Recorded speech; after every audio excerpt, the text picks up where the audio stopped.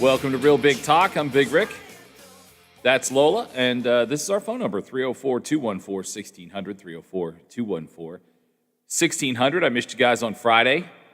I was saying words, but nothing was really coming out. I couldn't stop coughing, so I thought it would be best to not put any of us through that. I don't know if it was just run down or seasonal allergies. I know a lot of people are having allergy trouble already, and I always have it, but that was, I don't know, that was different. It was like preventing me from actually even going to sleep. So I don't know what it was, but I can talk a little bit today, and we'll just keep talking until we run out of words. So hopefully that's not until 5 o'clock. Well, how was the concert? I know it's old news, but how was the show? I didn't get to talk to you Friday. It was wonderful, and it was wonderful to be in a place that had people in it, real people in it. It was, and he was just tremendous. Oh, he's good. Yeah, Travis Tritt is good. I know it is. It's when you finally get to go to, because that was probably the place you'd been with the most people in a long time. I mean, there was more people there than had been to any of the previous Naylor games you've gone to. It was, I think 1,500. I think was the number that they were allowed in, and it changes your perspective on it. And let's kind of start right there for today. 304-214-1600. Obviously, I wasn't doing much this weekend, just trying to feel better, but I spent a few days wondering, what in the hell are you actually allowed to do? I mean, these guidelines are not necessarily straightforward in all circumstances, and I know a lot of the idea is you can go places unmasked, whether they be outdoor and some places indoor, and now certain stores are allowing certain things. But the idea of the CDC guidelines is if you're vaccinated, you can go unmasked, and if you're not, you have to stay masked. Well, I'm going to throw this out here for a little bit. I mean, you don't think people would lie, do you? But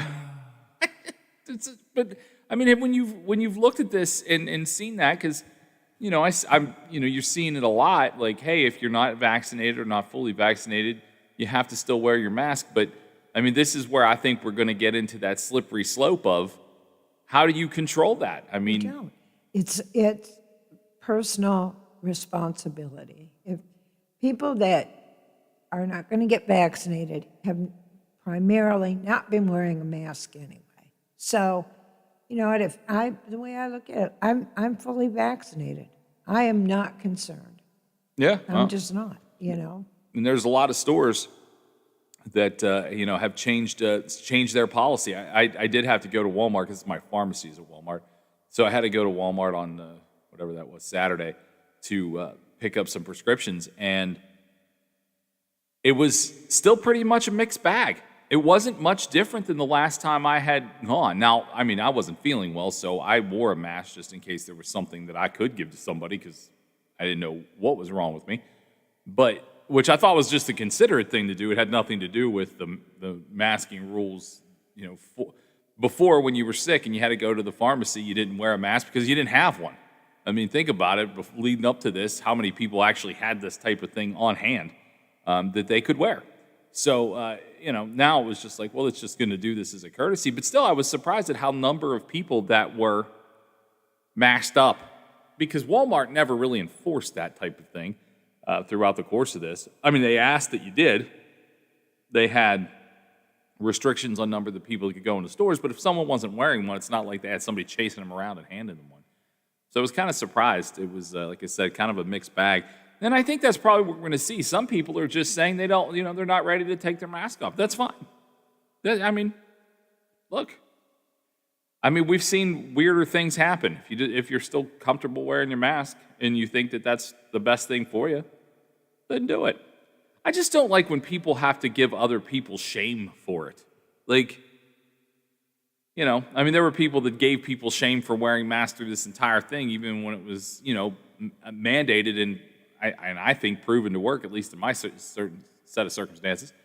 So I just thought it was kind of weird, but, every once in a while you see people just almost bullying other people about the idea of wearing them. I don't understand that. I'll wear one. If the store requires it, I'll wear one. Or any business. If a restaurant wants to continue that, then I will wear one. Did you go to any restaurants this weekend? Did you? Yeah. Oh, yeah. Did- Are you kidding? You were out and doing your thing. Were there still people or still restaurants you went to requiring people to wear them? Not the ones we went to. Yeah, But then again, they've been pretty lenient. lax anyway. Yeah, I didn't go to any restaurants, so I don't know what that's been like. But yeah, I just thought the guidelines are a little unclear. A lot of people are still kind of scratching their heads going, which end is up here? I'm not exactly sure how you're going to enforce any of these things.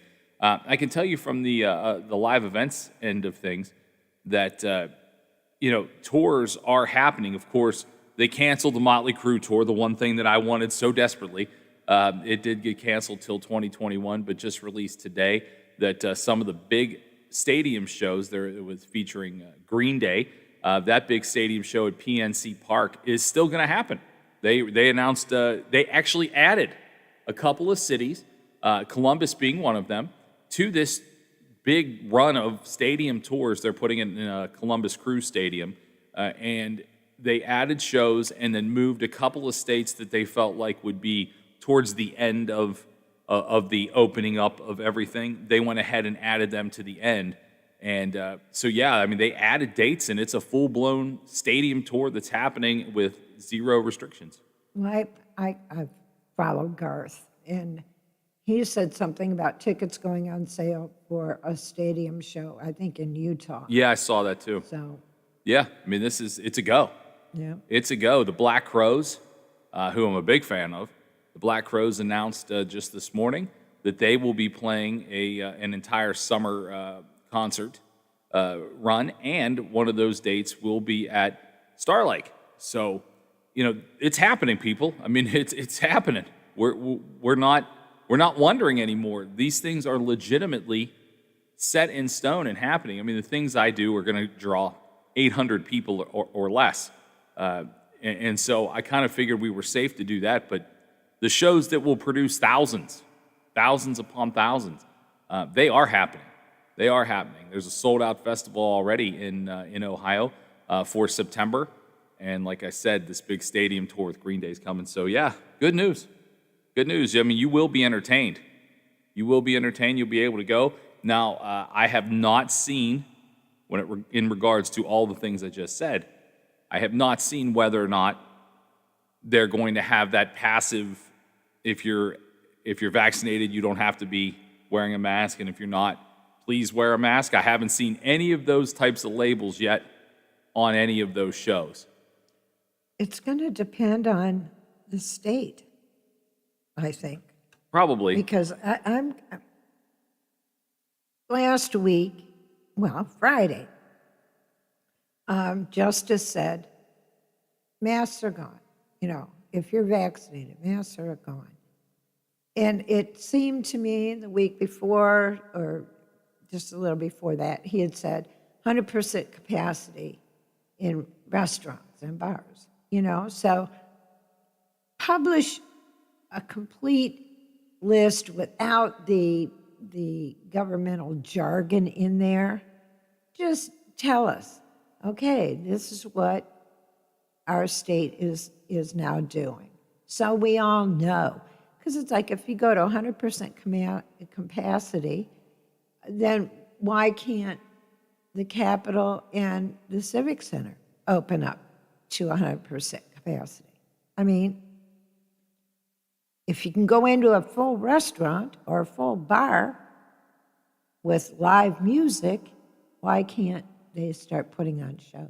Yeah, it's a good question. I asked DJ, I saw him in here with Bill. I asked him on the way out how many home games were left, and there's 3.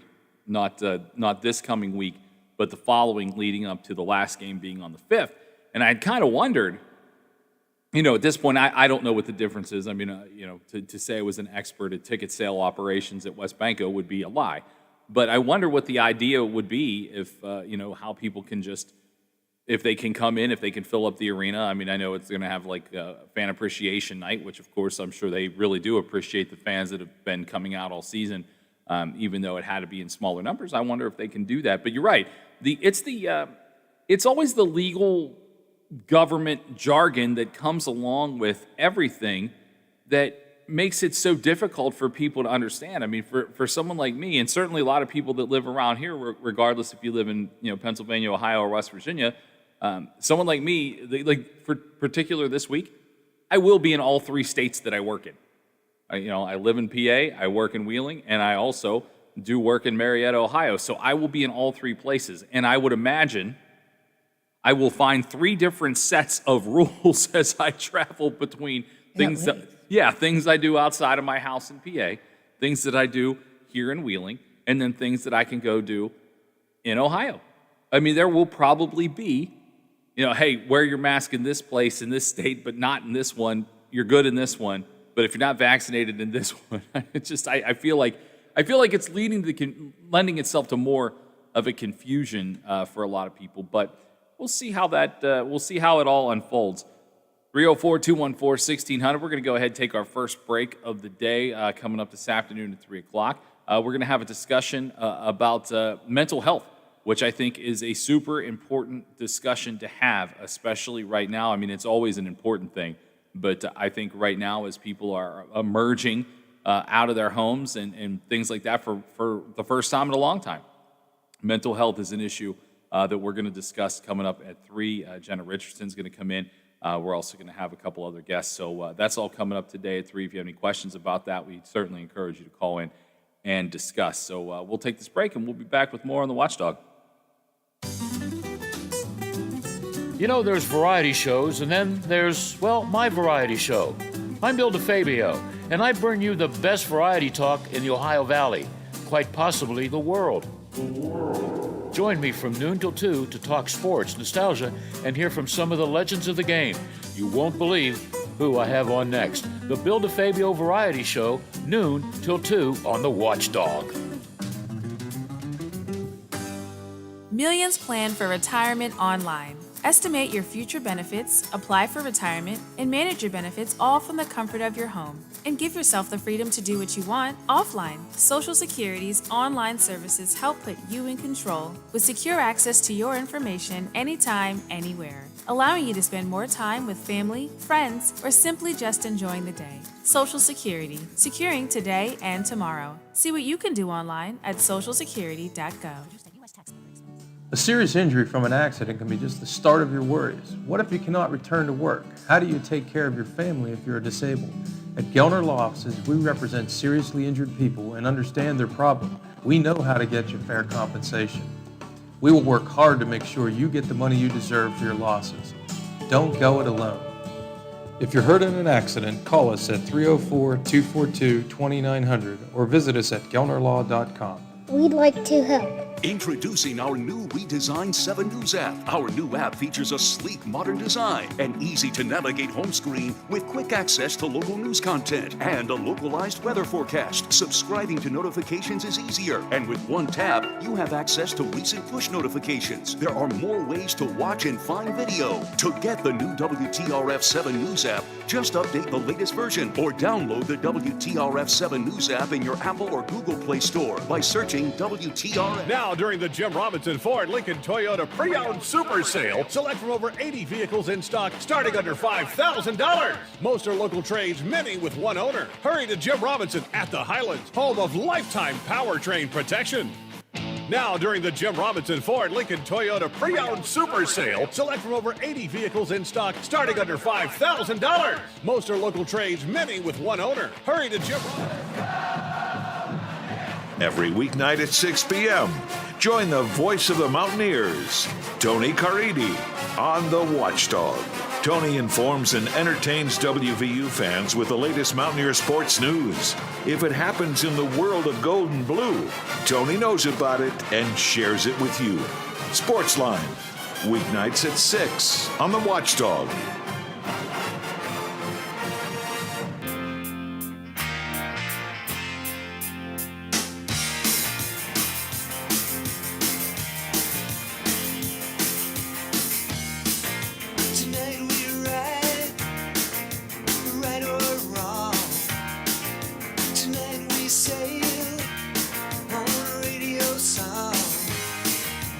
Rescue me.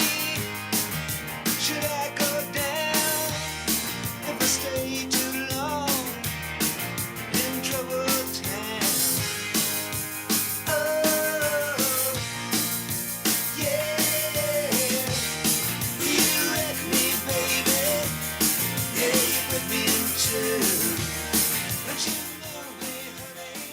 Welcome back to Real Big Talk, 304-214-1600. And we got Earl on the line. Wow. Earl, how are you? Lola knows me by voice. She knew it was Earl. She That's knew. scary. Well, Earl, I think you're a legend on the program, so I'm sure she recognizes your voice when you call. Okay. What's on your mind? He's talking about the COVID and all that, wearing masks. And well, I got my shots. I mean, that was the whole point of getting a shot, was so you didn't have to wear a mask no more. Well, And but any place I've ever been in, they never asked me anything. Target asked me if I had proof, and I pulled out my card, and she goes, "Okay, go ahead and go in." oh, did you? Did that really happen? Wow. I have not had that happen once. Yep, that was the only place. Was this just over the weekend? Yeah. Okay, because I would assume now stores are kind of getting their protocol in place on how they're going to work. And good for you for not only getting vaccinated, but having your card with you. If someone asked me, I think it's probably destined to happen to all of us at some point. I mean, some will be vaccinated and some won't. But I took a picture of my card, and I keep a picture of it on my phone. So I can show people, because I will absolutely lose that card. It's too big to fit in your wallet. I know. It's not really a convenient size to carry around with you. And I know there's a lot of people. I had a conversation with my friend. Well, he did most of the talking over the weekend because I really couldn't. But he has not been vaccinated, and I'll just say this: he works for the government, and we talked about that specifically. And he's like, I don't, if I have to if they make me do it, obviously I will. He doesn't have intentions of doing it on his own. And he's like, well, I don't want to have to carry around my papers. And I think it's a lot of an exaggeration, the idea of that. And I don't think it's something that people will do forever. But I'm actually surprised that you've already had that happen. But I think there's probably stores scrambling now, going, what do we do with this? Yeah, but was there someone, Earl, that was designated at the front door when you walked into Target to ask you that, or was it just between the doors? Oh, okay. So before you even got in. Okay, yeah. But with me having cancer and having that tumor taken out of my right lung, I was already having a hard time breathing. Well, then last Thursday I went to the emergency room. Here I got a little touch of pneumonia. Oh, geez. So that's making it a little bit more difficult. And I just said, you know what? I'm not wearing a mask. Well, I mean, you did the right thing by getting vaccinated. I mean, you shouldn't have to now. I mean, that's part of the whole thing. You shouldn't have to. But my biggest issue, Earl, is with the way that the law, not law, I don't want to say it's a law, but the way that the announcement reads. It's like, this is still confusing to people. I think people are rejoicing overall because this mask mandate has been relaxed and essentially in some cases gone away. But it's even hard to know how to verbalize it, because it's, like Lola mentioned earlier, it's kind of different for every state. I mean, this week I'll be in Pennsylvania, Ohio, and West Virginia, and I would imagine that I'm going to keep a mask in my pocket, not knowing where I'm walking into and what they're going to require, because it's going to be different everywhere you go. Right, and that's like, I think it's been about 3 or 4 weeks ago now. Was that, where the Napa store is in Claysville? Yeah, oh yeah. Well, I walked in there, and I didn't have a mask on. And everybody in there, nobody had a mask on. I goes, I says, Pennsylvania dropped wearing a mask. And they said just in a few stores. Yeah, I mean, I think a lot of people had been kind of making up their mind. Lola mentioned places that she had dined over the weekend weren't terribly strict about it before. I mean, some places have been, incredibly strict about it. Some haven't. I would imagine I'd imagine the Napa store is a lot like, a little bigger, but in the sense the same as we have here. It's probably the same couple of people that work in there. And, they probably all feel comfortable with one another, whether they all are vaccinated or not, or some are and some aren't. They probably just feel comfortable with one another. I mean, Lola and I are here every day, and even before we were vaccinated, we're still in different rooms. But, I mean, we were comfortable enough to know that neither one of us was going to put the other one at risk. And so I think that's probably how a lot of stores approached it, because you're right. Look, the mask is a pain. It's, Oh, yeah. But I mean, again, it doesn't kill you to wear it when you need to. It's just something that's inconvenient. More for me, more than I care about wearing it, I care about remembering to take it with me. That I leave the car, and I'm like just going through whatever's in my mind. If maybe I'm on the phone or whatever, and then I get to the door and I'm just like, oh yeah, there's a sign that says I have to have it. I got to walk back to the car. For me, it's more just remember to take it than anything else. But the biggest place I really do wear it is at the cancer center. Well, sure. I mean, I will wear it there. I don't know if you heard the beginning of the show, but I had to go pick up a prescription, and I wore it just because I didn't know if I was sick and could pass it to somebody else. Like, I'm kind of glad that I have a couple masks now, because if I don't feel well, I'll put the damn thing on and just keep everybody else healthier. If I'm not feeling well and I come in here and I'm going to do the show, I'll wear it in here just to make sure nobody around me. If I end up having the flu or having a cold or whatever, I don't want to pass it to anybody. So it's like, this could actually, in the long run, I mean, I'm fine with it. I don't think it's the last time. Now that we can, I plan to travel this summer a little bit. When I get on a plane, whether it's mandated or not, I'll probably wear it. Right. No, I'll probably wear it, and that's just because we're in a long tube. I think it was Lola that told me that there's no cleaner air that you can find these days than actually on a plane because of how much how much purification that air goes through. But I don't know, for some reason now I just feel like when I get on a plane I'll probably wear it. I don't know. Right. But I appreciate the call, pal. I'm glad you got out. I'm glad you're feeling better. I don't want to get that ammonia, but you sound pretty good. It's amazing with all the antibiotics that they give me how much better I feel. Oh, I can walk 40 feet now without gasping for breath. Well, I'm glad to hear that, man. I'm really glad to hear that. So all right, hey, you guys have a good day. You too, pal. Take care. Yeah, well, I mean, there you go. With all the antibiotics, it's the science. Well, I was at CVS on, Saturday, and they're going to continue to require masks there. Planes, buses, all that, you don't have a choice. You got to wear a mask, whether you're vaccinated or not. So they're in hospitals, medical settings like that. You have to wear a mask. I mean, so it's not like it's this giant free-for-all. There are places, and that's by the CDC, the guidelines they've established. So I would imagine some places, like I know Sheetz does it. I mean, I stop at Sheetz so much, usually in the Highlands, either on my way to or leaving work. And they have a box of masks right there. You're welcome to take one of their masks and wear it if you forgot one or you don't have one.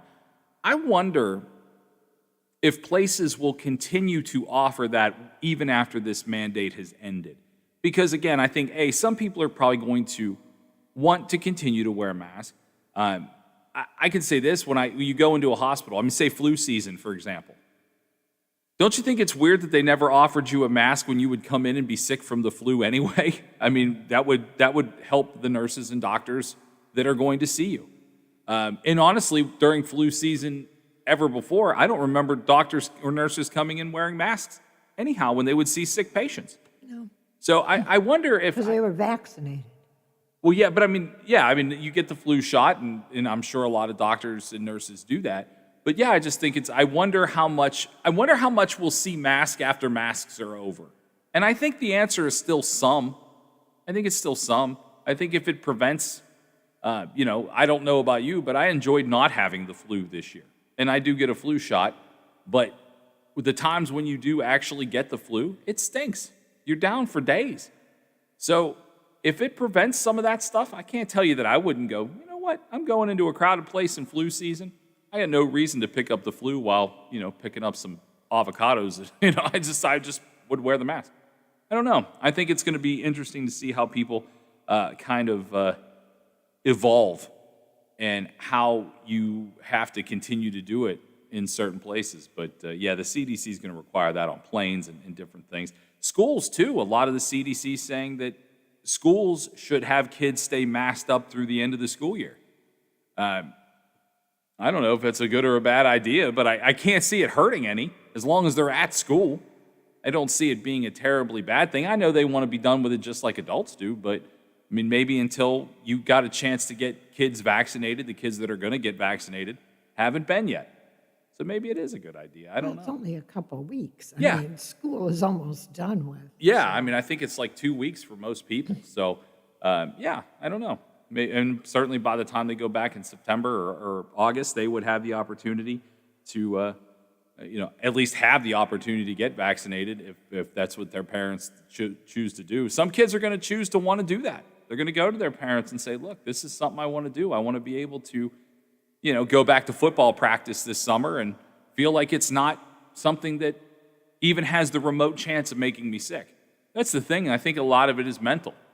I think a lot of it's mental. I mean, you get into a football practice, you're out there in the sweltering heat, and you are, sweaty as hell, hitting up against somebody else over and over and over again for 2 a days or 3 a days. You are going to be in your head. You're going to be in your head about it. Just get vaccinated, and then everybody on the team's vaccinated. I'm not going to get anything from it.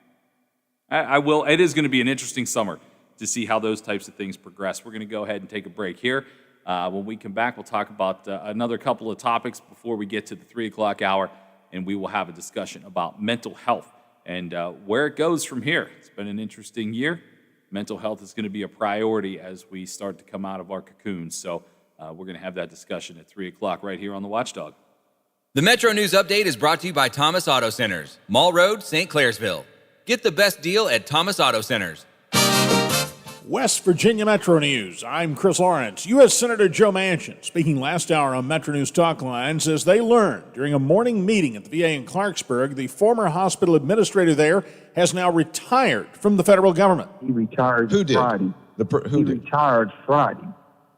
The former administrator, Snyder. Snyder retired on Friday? On Friday. Yeah, we're finding out now there's been a lot of retirees happening real quick.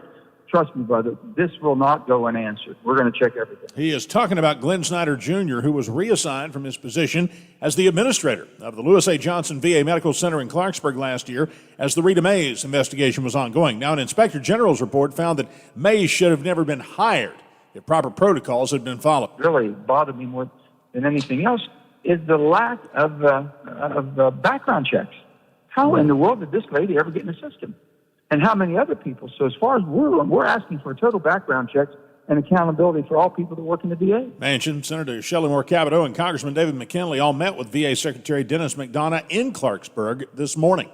Charleston police say 2 women are recovering after they were attacked in their home overnight. 44-year-old Angelique Vogel was shot in the arm, and 37-year-old Tandy Vogel was pistol whipped by 2 men who forced their way into the women's apartment in Charleston. It happened about 10 Sunday night. Police say both men, who are at large, accused the women of stealing their wallet. You're listening to Metro News, the voice of West Virginia. In Jackson County, vaccinations are now being provided to those between the ages of 12 and 15 in the county school system. Federal regulators recently cleared that age group to get the Pfizer vaccine. Jackson County schools, working with their county health department, have laid the groundwork to give those shots. County School Superintendent Blaine Hess. We'll be flexible to do that either after hours or if we can work out an appropriate schedule, even, maybe during portions of the day. He was speaking there with WMOV Radio in Ravenswood. From the Metro News Anchor Desk, I'm Chris Lawrence. Quicken Loans presents the Sports Flash driven by Jeep on the Watchdog.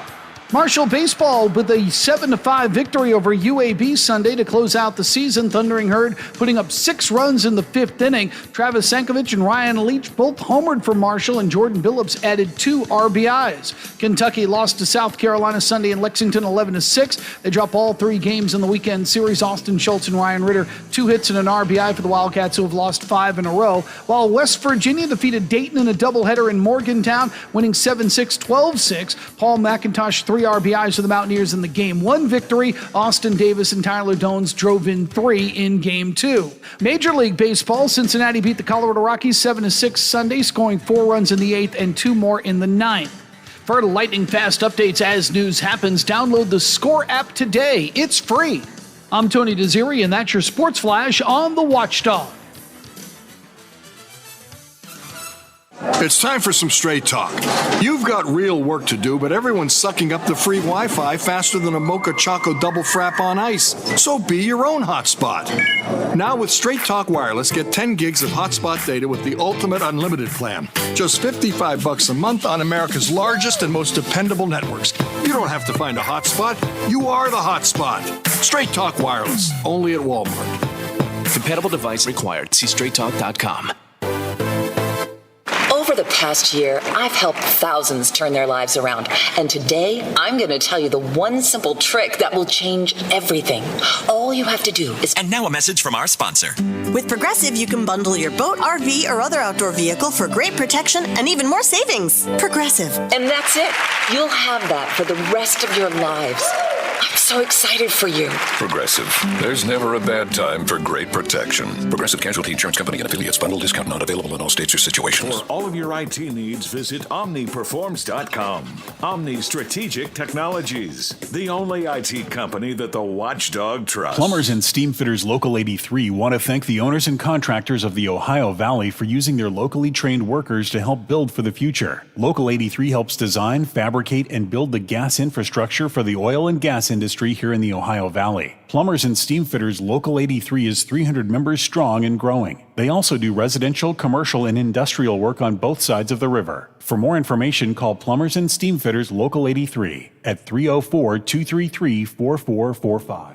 A serious injury from an accident can be just the start of your worries. What if you cannot return to work? How do you take care of your family if you're disabled? At Gellner Law Offices, we represent seriously injured people and understand their problem. We know how to get you fair compensation. We will work hard to make sure you get the money you deserve for your losses. Don't go it alone. If you're hurt in an accident, call us at 304-242-2900 or visit us at gellnerlaw.com. We'd like to help. We need safe and secure elections. But Speaker Nancy Pelosi and Senator Chuck Schumer are pushing legislation in S1 that would undermine West Virginia's election laws, taking away our power and putting Washington bureaucrats in charge of our elections.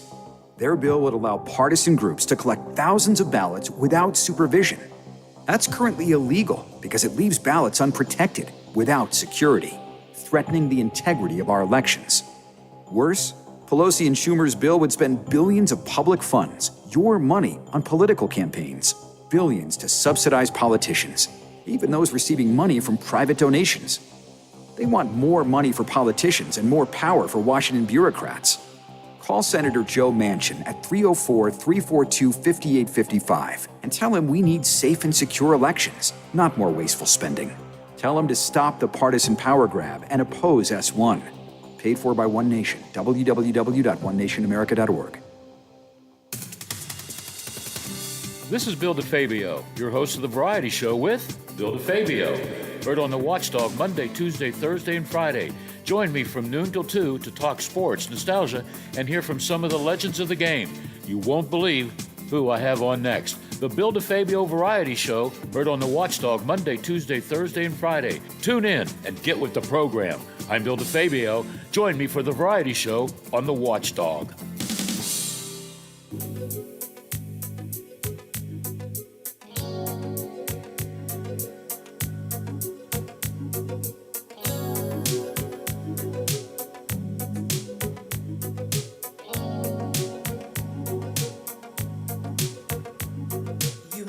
Understand the touch of your hand makes my pulse react. That it's only the thrill of boy meeting girl opposites attract. It's physical, only logical. You must try to ignore that it means more than that. Oh, what's love got to do with it? What's love but a second-hand emotion? What's love got to do with it?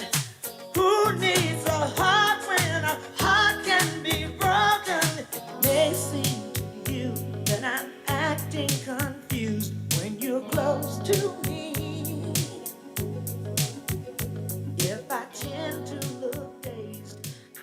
Welcome back to 245. Real Big Talk continues here on the Watchdog. I'm Big Rick. That's Lola. That's Hall of Famer. That is the Hall of Famer, Tina Turner.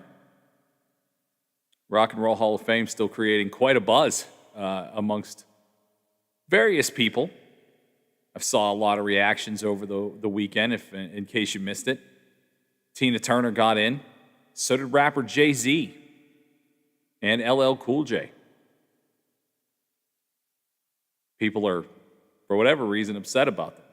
Be upset about the name of the Rock and Roll Hall of Fame, that it's not just the Music Hall of Fame, because those people all deserve to be in.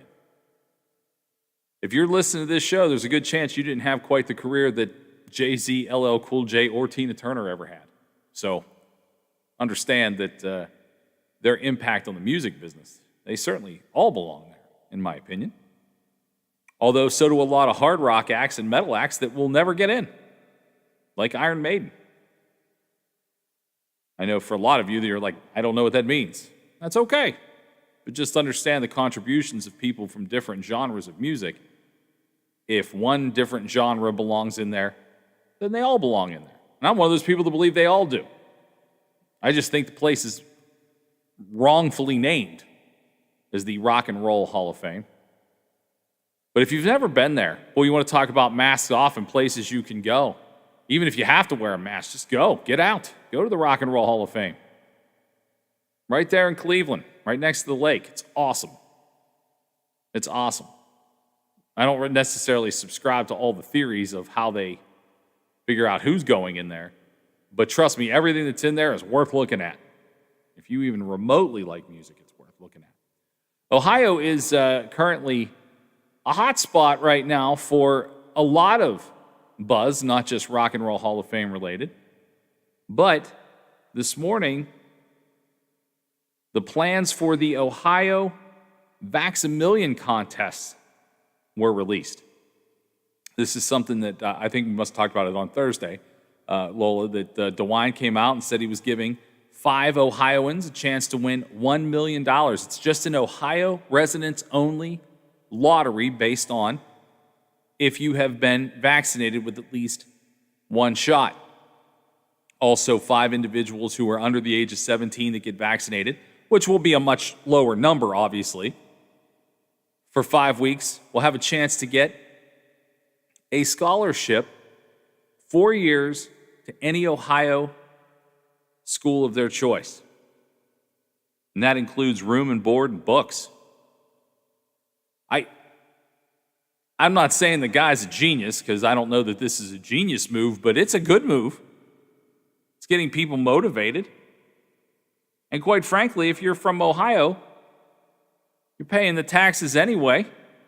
If you're going to get vaccinated, you might as well take a shot at $1 million. I agree. Yeah, I think it's great. I think it's great. You can also actually call in to get registered, because he realizes, the DeWine does, and the folks running Ohio, that not everybody is internet savvy or even has the access to the internet. 1-833-4-ASK-ODH. Now, I know you're not going to remember that, but it is a number that you can call, 1-833-4-ASK-ODH. And you get registered just the same as if you went onto the internet and registered. To be eligible, individuals must have be an Ohio resident, must have at least one of their shots of the vaccine at the time of the lottery.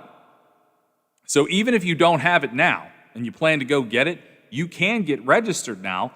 Winners are going to be chosen every Wednesday starting May 26th. So really, we're just, 9 days away from the first opportunity for that to happen. If you are a winner, you'll need to verify your vaccination status and will be asked to provide your vaccine card. So here's the thing. You can register today and still have 9 days to go actually be eligible for it.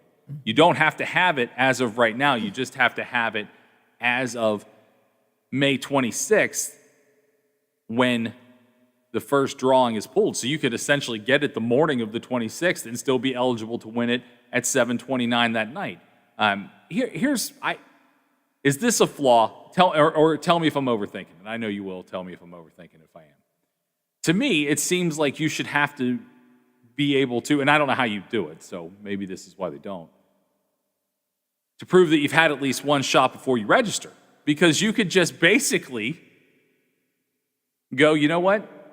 We'll just, I'm going to get registered, and if they don't call my name, and I never have to get vaccinated. To me, it seems like it's not really as foolproof as maybe I thought it was going to be.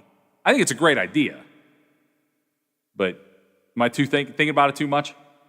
You're always going to find people that are going to think of that because they're a scam, But you still got to have the certificate. If your name gets pulled, you better have it, or you're not going to get your money.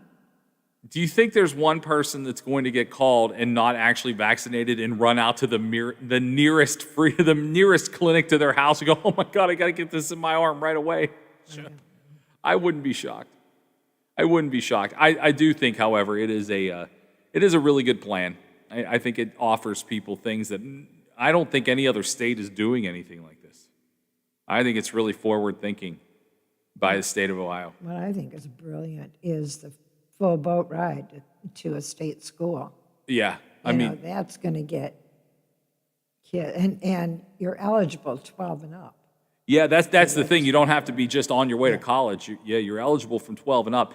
And in that, I think it becomes a decision that kids get involved with and parents get involved with. Because I'll be honest with you, everybody I have talked to, well, granted, this is not a lot of people with kids in this age range, are very hesitant to get their kids vaccinated.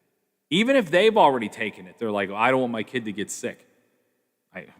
Well, I mean, the alternative is probably worse than a couple of maybe sleepless nights or sickness or totally sleepy nights, whatever. I mean, for me, it just made me sleepy. But, I do think it is interesting that you can possibly win this at 12 years old and just know. Boy, that changes your life. Yeah, it does. That changes your life. I think about how different. Changes your family's life. Yeah, even more so than you. Yeah, I mean, it changes your family's life.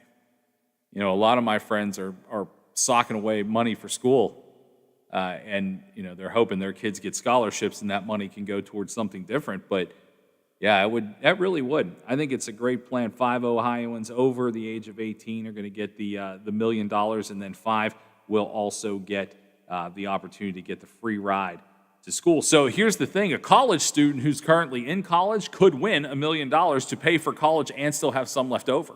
Yeah. So there is that. It does say very boldly, though, in this plan that winners will need to pay taxes on that $1 million.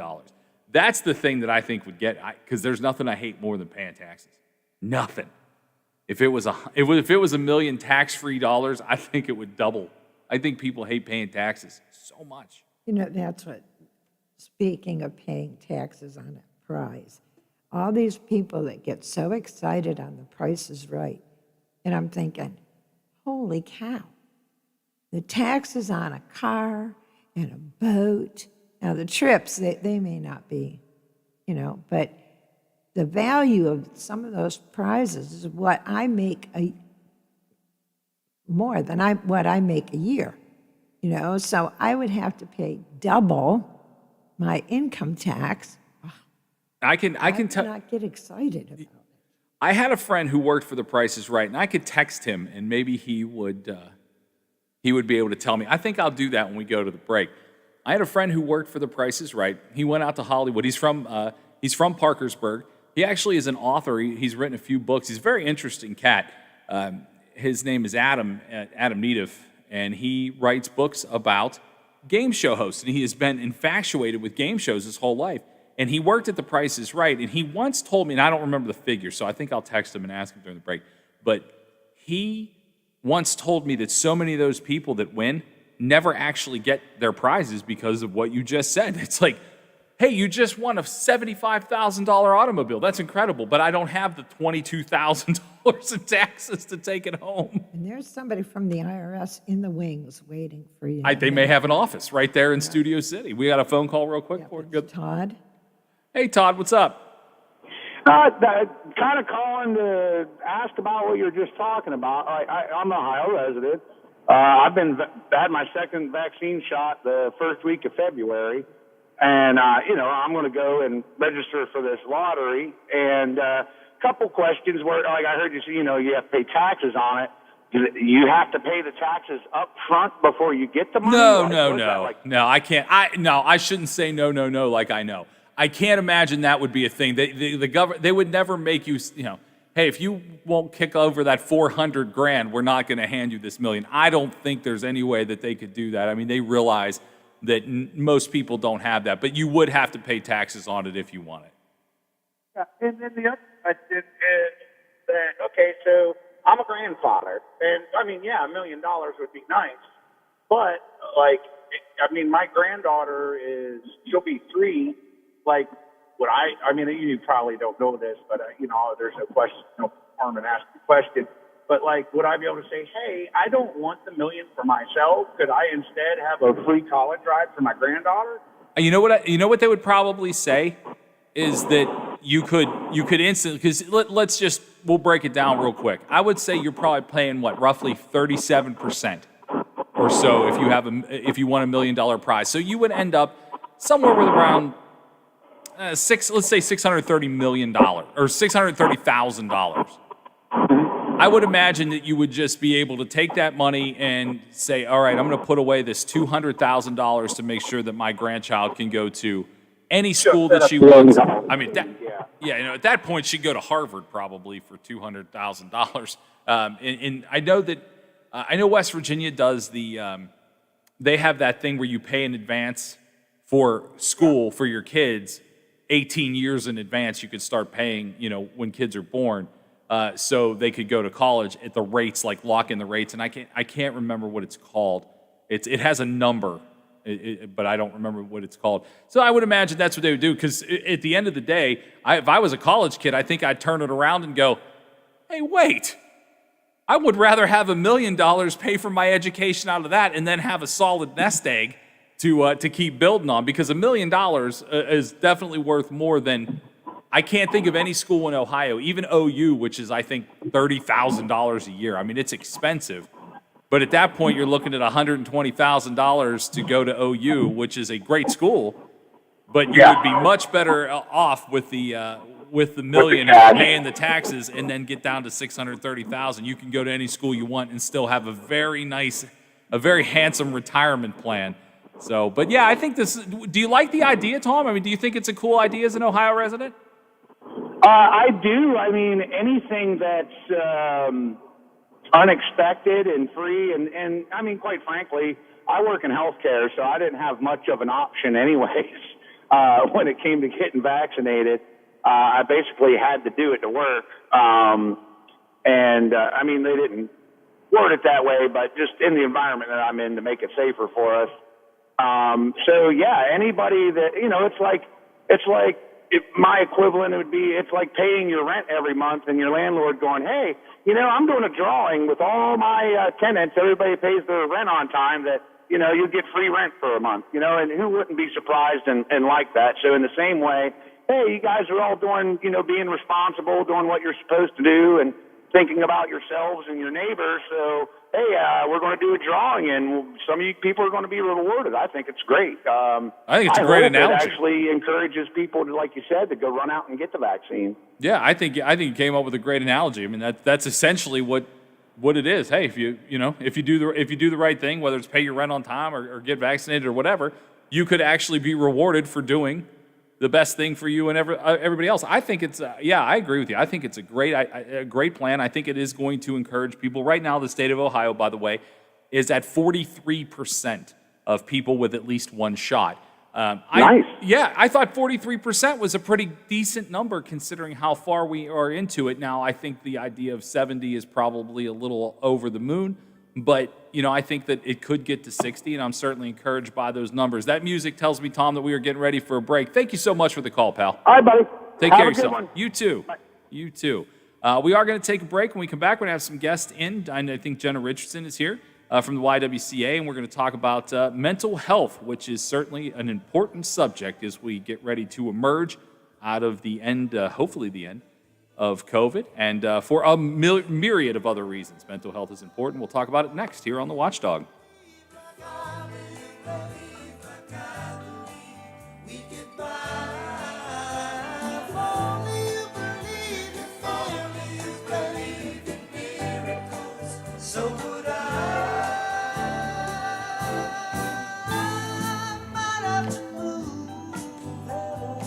The Watchdog is FM 98.1, AM 1600 WKKX Wheeling, FM 97.7, AM 1370 WVLY Moundsville. The ABC News is brought to you by Thomas Auto Centers, Mall Road, St. Clairsville. Get the best deal at Thomas Auto Centers. From ABC News, I'm Dave Packer. President Joe Biden pledging that it will be democracy that will lead the world out of the war with COVID-19, announcing the United States will undertake a new multilateral effort to end the pandemic, and that it's not just the AstraZeneca vaccine that'll be sent to other nations. I'm announcing they will also share U.S. authorized vaccine doses of Pfizer and Moderna and Johnson & Johnson as they become available with the rest of the world as well. The president hopes to have some 80 million vaccine doses shipped off to other nations by the end of June. Here at home, New York and Massachusetts, the latest states to announce that they're lifting mask mandates for the vaccinated. But in New Jersey, Governor Phil Murphy says masks stay on for now. The indoor mask requirement will remain in effect. While we have made tremendous progress, we are not out of the woods yet. The majority of New Jerseyans are still unvaccinated. California saying it will require masks indoors until June 15th. The Biden administration making it clear it'll keep working at ending the current bout of violence between Israel and the Palestinians. With Democratic lawmakers calling for an immediate ceasefire between Israel and the Palestinians, White House Press Secretary Jen Psaki Monday said the administration will continue, quote, quiet diplomacy. Our focus, our goal, every single action we take, every statement we make is with the objective of reducing the violence and bringing an end to the conflict on the ground. President Biden's facing pressure from some in his own party to take a tougher stand on Israel's response and to show support for the Palestinians. Psaki said it's necessary to, quote, step back from politics for a moment. Karen Travers, ABC News, Washington. Anti-abortion groups celebrating after the U.S. Supreme Court today took up a case that could allow the new conservative majority to overturn the landmark Roe v. Wade decision that established abortion rights. It'll weigh the legality of Mississippi's ban on abortions after 15 weeks of pregnancy. You're listening to ABC News. I absolutely love my dog, but the constant shedding, not so much. But then I got a Swiffer Sweeper pet kit, and it is amazing. These super thick cloths pick up a crazy amount of hair. Just look at all that. And that was from just one swipe. And the best part? Sweeper's so much easier to maneuver than a broom or a vacuum, easily getting around chairs and under the couch. You're right. Now I can focus on you, not your shedding. Swiffer Sweeper Pet Kit, because shed happens. I need these boxes in bin 7. Oh, hello. Hi. I just wanted to call in and find out when next... Whitney's warehouse foreman just retired, and the replacement needs to move to fulfillment. Hold on. Guys, can we get the dock cleared now? Indeed can help her hire the people she needs. I need Indeed. Indeed you do. When you sponsor a job, you immediately get your short list of quality candidates whose resumes on Indeed match your job criteria. Visit Indeed.com/credit and get $75 towards your first sponsored job. Terms and conditions apply. Today's the day to file your 2020 taxes. The old April cutoff date extended due to the pandemic, but some Americans are getting even more time. For people who live in Texas, Oklahoma, and Louisiana, today's deadline doesn't apply. The IRS extended federal tax day for those states to June 15th because of the devastating winter storms in February that led to disaster declarations in those states. If you can't make today's federal filing and payment deadline, you have until the end of the day to request an extension from the IRS. For more than 10 years, Richard Montañez says he created Flamin' Hot Cheetos while working as a janitor. His claim now being challenged. ABC's Mona Kosarabdi. The LA Times reports an investigation has revealed Flamin' Hot Cheetos were already on the market in some areas before Montañez pitched the idea. And the CEO Montañez claims inspired him did not even work for Frito-Lay when Flamin' Hot Cheetos were developed. But Montañez is standing behind his story. The best way to destroy a positive message is to destroy the messenger. Never allow that to happen to you. I'm certainly not going to allow it to happen to me. Montañez has made a business out of telling that story, commanding speaking fees of up to $50,000 per appearance. Sports broadcaster Marv Albert says yes to retirement after calling the NBA Eastern Conference Finals for TNT. The move ends a career spanning nearly 60 years. Wall Street, the Dow down 56 points. This is ABC News. I'm Dr. Baker, an ER physician. If you're having leg pain, swelling, or redness, but haven't talked to your doctor yet, don't wait. This could be deep vein thrombosis, a blood clot which could travel to your lungs and lead to a pulmonary embolism, which could cause chest pain or discomfort or difficulty breathing and be deadly. Your symptoms could mean something serious, so don't wait. Talk to a doctor right away, by phone, online, or in person. Brought to you by Bristol Myers Squibb and Pfizer. Dave Packer, ABC News. The CDC's recent shift in guidelines that fully vaccinated people can participate in most activities without masks is a sign of hope for many, but confusing for some. Tracy Townsend with affiliate station WBNS-TV in Columbus has more. Ohioans should follow state and local guidelines before the CDC recommendations.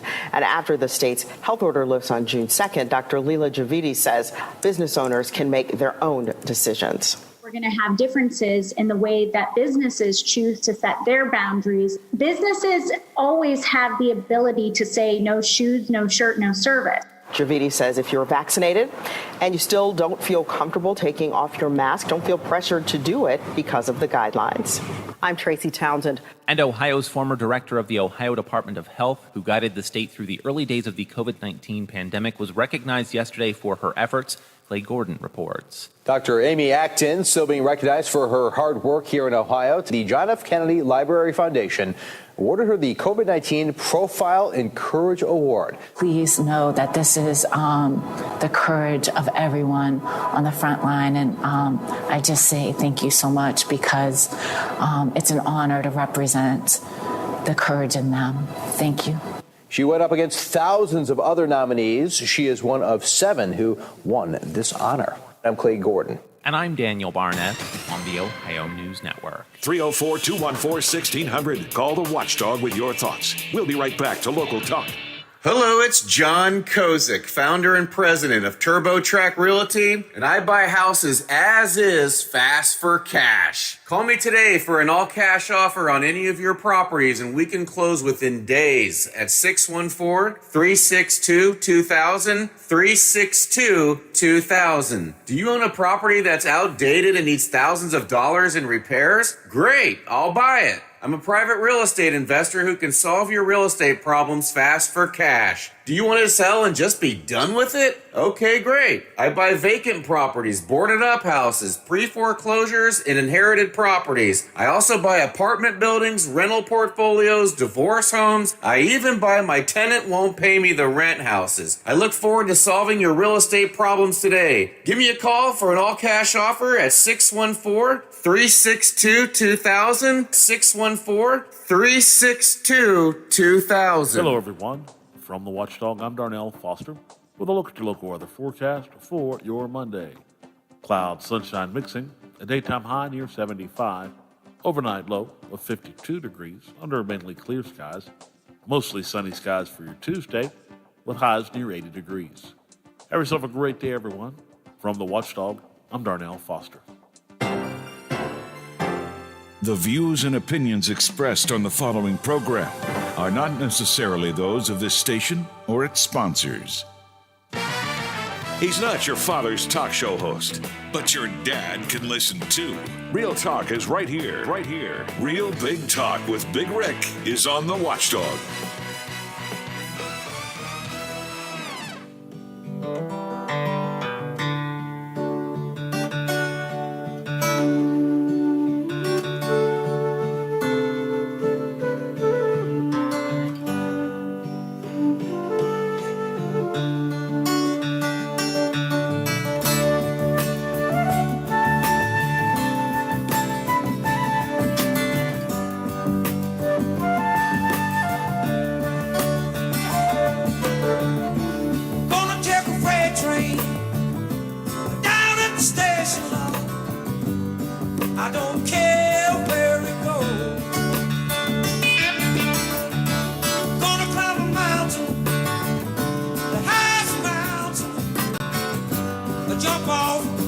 nobody gonna know.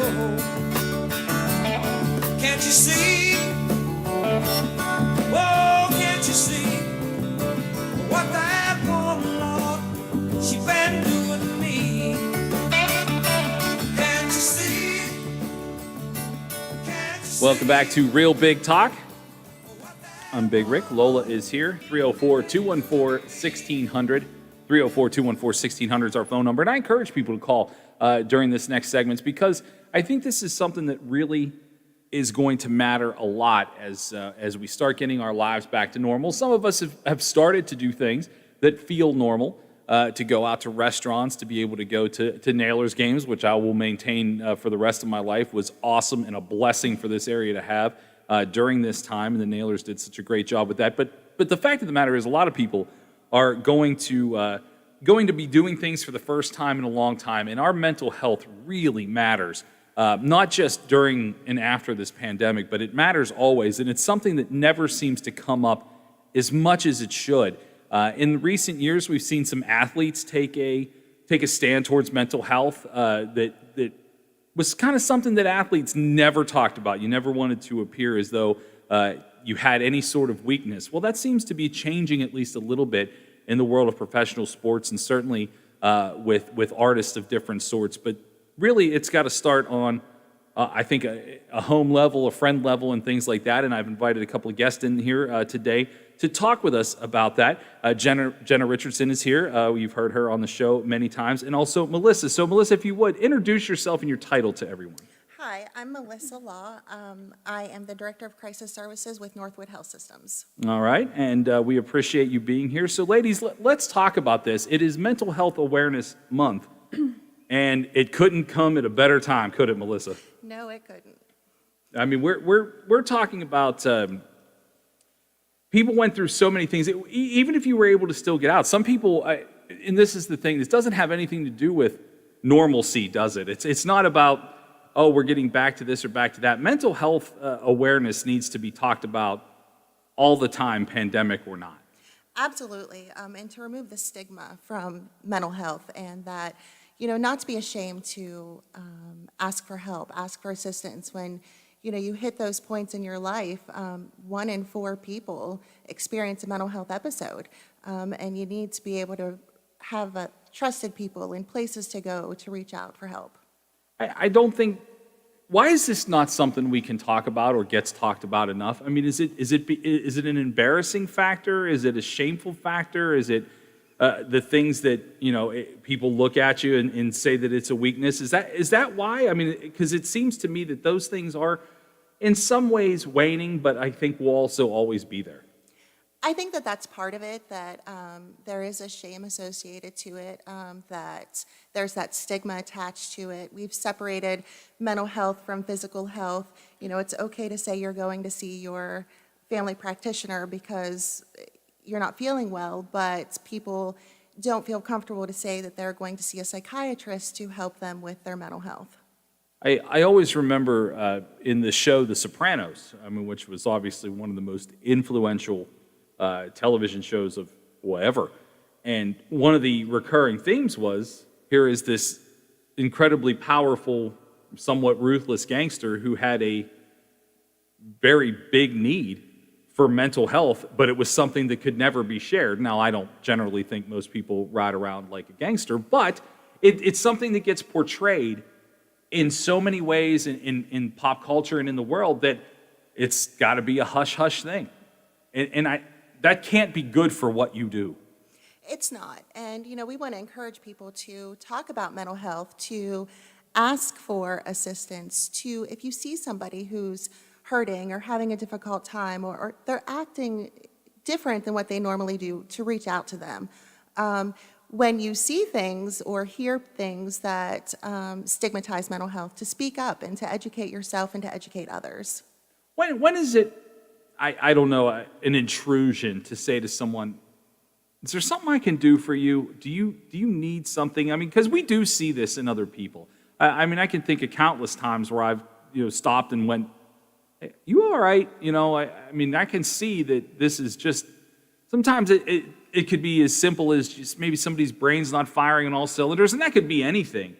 But to me, a lot of times when people are overly distracted, overly nervous, and things like that, it's like, what's the line? When do you know you can say something?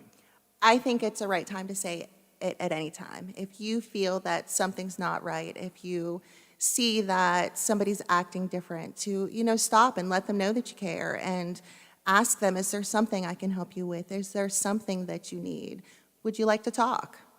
Jen, I feel like we've been excluding you. I don't want to do that, but in what you do, you have to. I mean, mental health just goes hand in hand with your life, right? Absolutely, yeah, definitely. A lot of our clients suffer from PTSD from the the things that they've been through. In our recovery program, mental health is huge. And a lot of that is addressing past trauma and the effects that has on your life and your coping skills. And mental health truly is the foundation for most of the things that we do. Reprogramming and helping people move on from the things that they've been through. There are also underlying mental health issues that they need to be treated. They need to be in groups and we are talking about reaching out to people and people not feeling alone. That's huge. We do a lot of groups for the women because if there's one lie that depression and anxiety and everything tells you, it's that you're alone, that nobody cares, that nobody's here. I'm in this myself. It's hopeless.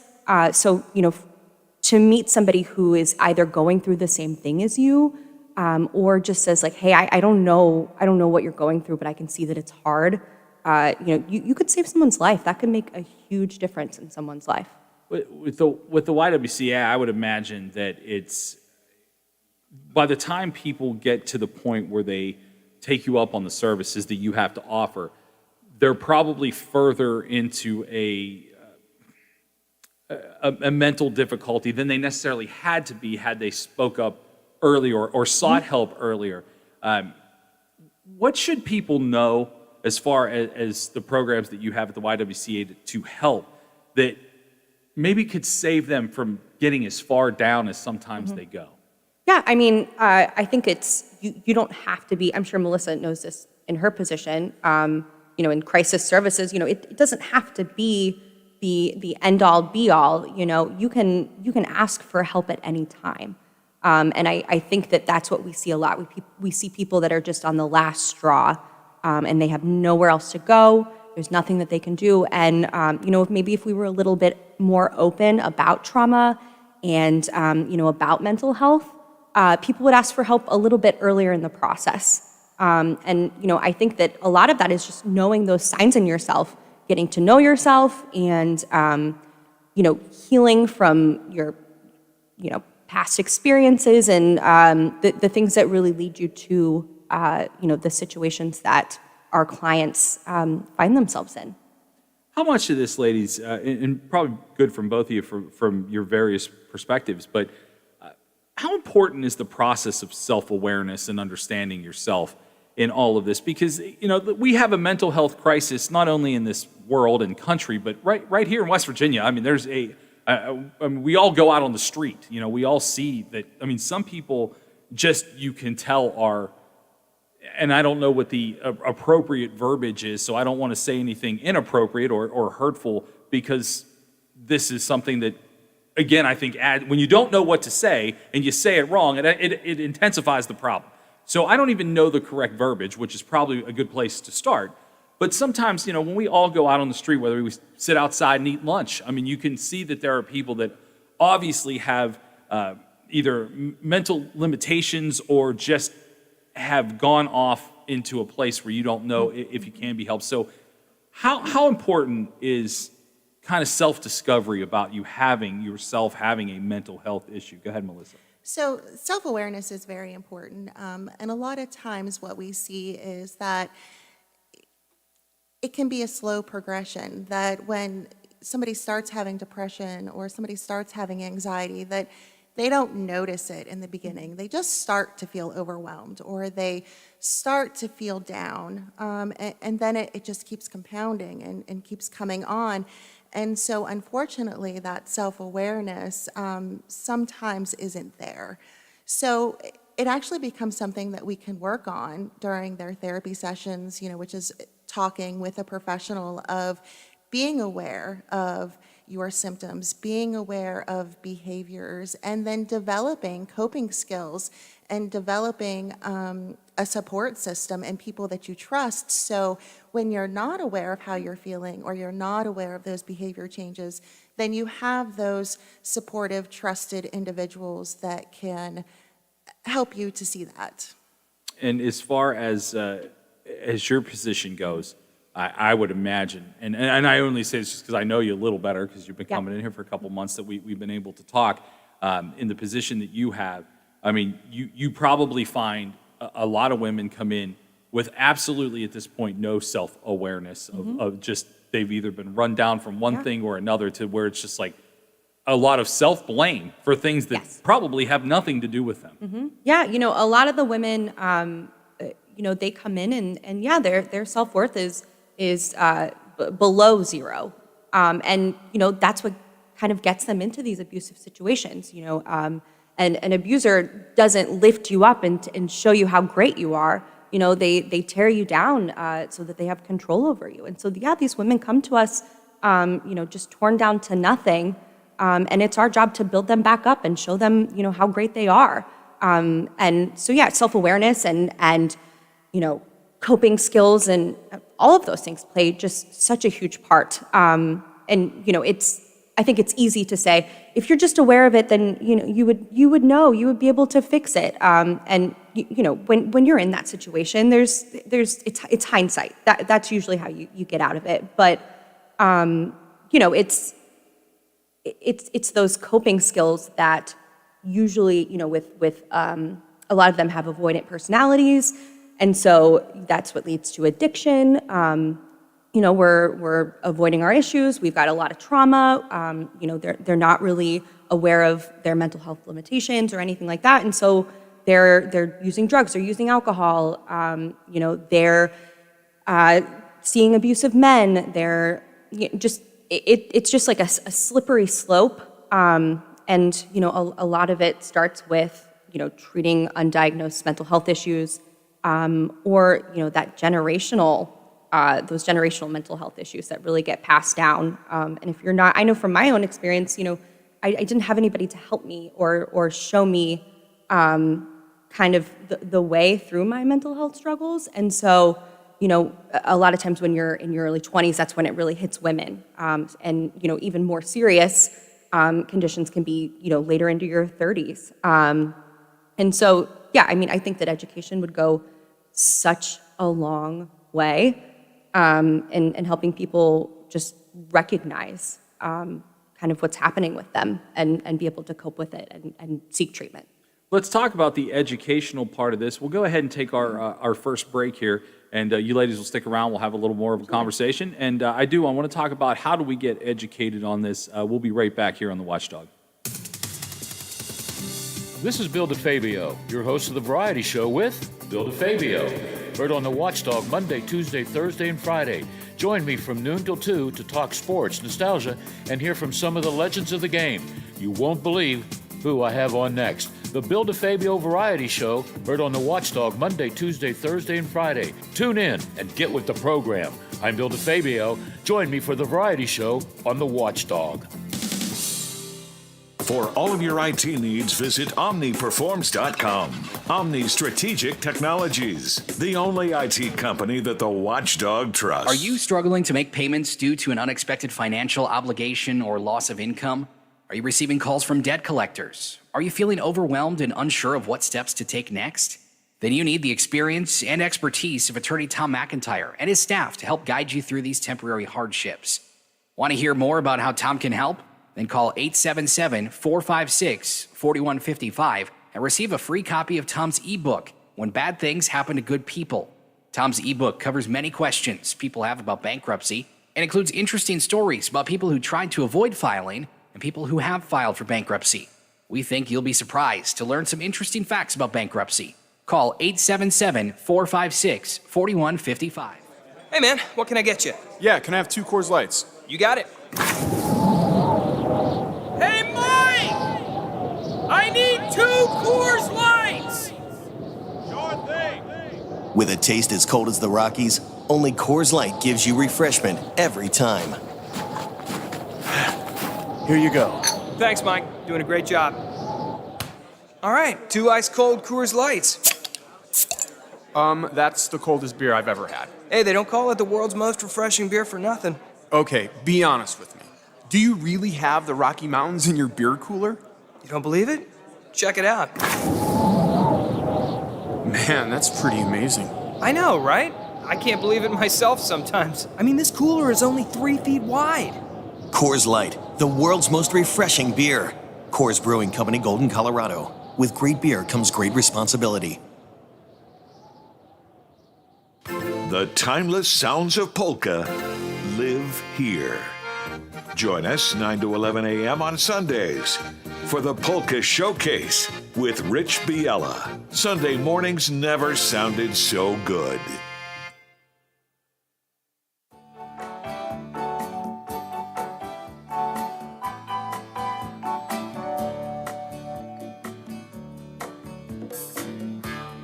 Nibbling on sponge cake, watching the sun bake.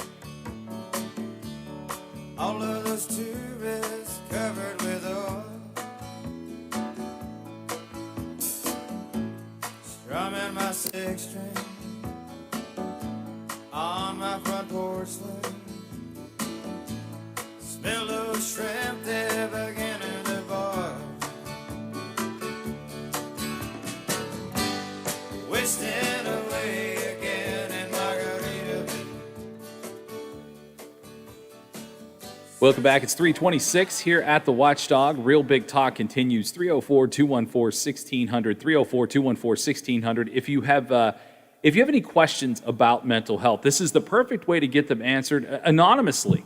I mean, if you question something about yourself or someone you love and you want to ask professionals, that would be a fantastic time. There's no shame because I don't know who you are. I don't have caller ID. Your picture doesn't pop up. If you want to ask those questions, everybody, now would be a great time. Melissa and Jenna are here with me, and one of the things that we don't do nearly enough in this country, in my opinion, is provide educational resources, and if we do provide them, correct me and tell me where people can find them. We don't publicize them nearly enough, which I'm sure is part of the reason that you're here today. But the education on mental health, where do we even find it? Where do we even start? Go ahead, Melissa. There are a lot of great online resources. NAMI is a great online resource. You can also call NAMI. Spell that, because I'm looking at you right now and I have no idea how to spell it. NAMI, the National Alliance for Mental Illness. Okay. We have a chapter here in Wheeling.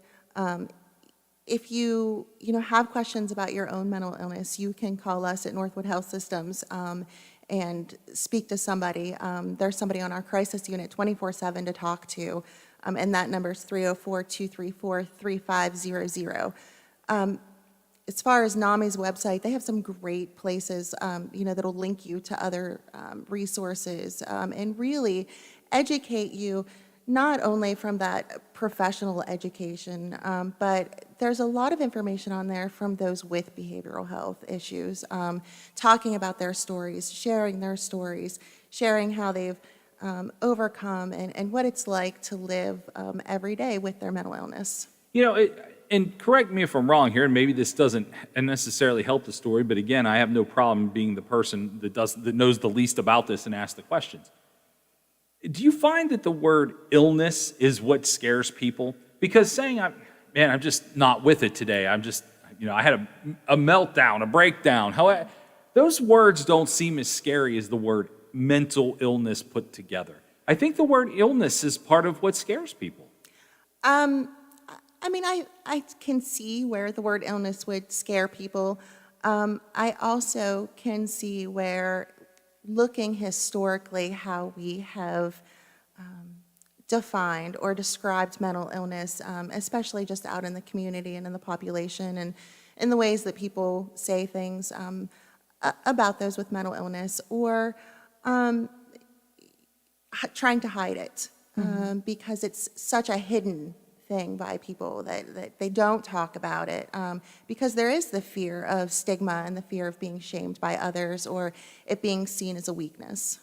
To me, when you have a cold, you don't say, I have a respiratory illness. You just go, oh, I have a cold. You know, my sinus hurts. You know, we have specific names for everything that we see as something that is overcomable. The flu. No, I had the flu. I mean, cancer. You can overcome it. This seems like something that requires maintenance constantly. And I think that that's something that is probably scary to some people. I mean, let's face it, there's plenty of people, we all have older relatives that we either spend time with as children or maybe are lucky enough to still be around. And Grandpa's had this thing since 1974 that he just pushes through. He never got his shoulder fixed from an accident or this or that. I think people start to put mental illness in that category and go, well, I've had this feeling since I was 18. Why would I go deal with it now at 54? And I think that is something that we equate physical issues and go with, it's always going to hurt.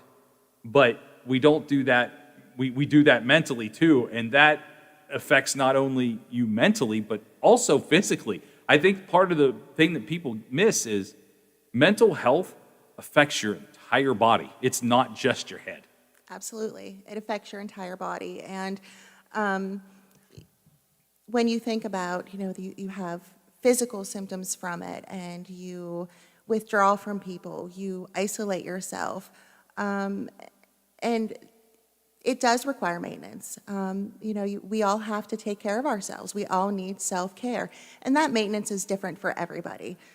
It may be that you are on medication for a long time or in therapy for a long time, and it might be situational where you are in therapy talking with somebody and learning to cope with what's going on, and then you are no longer in therapy and you've learned to cope with those things, and things have changed in your life and you've built some resilience and you maintain it on your own without professionals. I think everybody could use a counselor. I really do. It doesn't matter what it is. I'll be perfectly honest with you, and this is not a story that I've ever shared, but I think sometimes it helps when you put your own personal spin on it. I think it was 2015, and I was going to see ZZ Top in Huntington. And I was in the car I was the passenger of my friend's vehicle, and my phone wouldn't stop blowing up. So at that point, I had a lot of things going on in my life. I was, the concert part of my life was really going crazy. I was booking a lot of shows. I had a lot on my plate, and we were going into the concert. I thought I was having a heart attack, and it turns out I had a panic attack, which I had never had happen to me before in my life. I mean, I had always been, whatever it was, I tackled it. It was, some nights are harder than others, but whatever it was, it had never actually manifested itself into a physical condition. And I dropped right there in Pullman Square in Huntington, and I was like, I'm dying. I'm having a heart attack, and my life is about to end. That was not physical, it was mental. And I realized that long after I had this incident to go, and I went to I followed up the next day because I went to the hospital in an ambulance. I'm going to die. And I went to the hospital, and I made an appointment the next day to go to my regular doctor. And I was like, I had a panic attack. And she said, you can't be surprised the way you live your life, can you? I was like, well, I didn't think I was going to have any more to live. I had no idea. So that, I think, when things like that manifest themselves into your physical well-being, I mean, to the point where in my head, I was like, this is it. If I had not taken that, if that hadn't happened to me, it would have probably happened to me eventually. If it didn't happen at that moment, it would have happened at another moment. How many people just skim over things like that and don't recognize it? I would imagine that's a high number. Yeah, and a lot of times things like that do manifest during times of high stress. That's when you see people have breakdowns, all kinds of things. And I think that the biggest thing about that story is, we see I remember being younger, and there's a TV show that I watched, and a girl was like having trouble with anxiety, and she had these very dramatic panic attacks where she just like couldn't breathe. And, it was just like this whole very dramatic reenactment of like what we think in our brains a panic attack looks like. And, I'd say the same thing with depression. Depression, you're like, I'm sad. And, in my own struggles, I didn't realize I was depressed for 6 months probably. And it wasn't sadness. It was kind of just like loss of feeling. And, not every single person is going to have that exact same experience though. And so I think that leads to a lot of the obscurity in mental illness. Because it looks different to everyone. There's this little recipe, well, sometimes big recipe of things that happen to you, whether they're small or big or they're genetic. They all lead to, that eventual, your depression or your anxiety or whatever comes to the surface. And so it's so different for so many people. You can, like I said earlier, it could show up in your late 20s. It could show up when you're, 12 and your kid's coming to you and saying, I'm thinking about killing myself. And you're like, what? You don't even know what that means, So it's such an obscure, very, very personal thing to everyone. And I think that's why, when these things happen to us, you're not saying, literally the exact same thing happened to me. I was in a Wendy's and I didn't think, I'm having a panic attack. I thought, I was like, I'm going to die in a Wendy's, eating freaking French fries. Yeah, it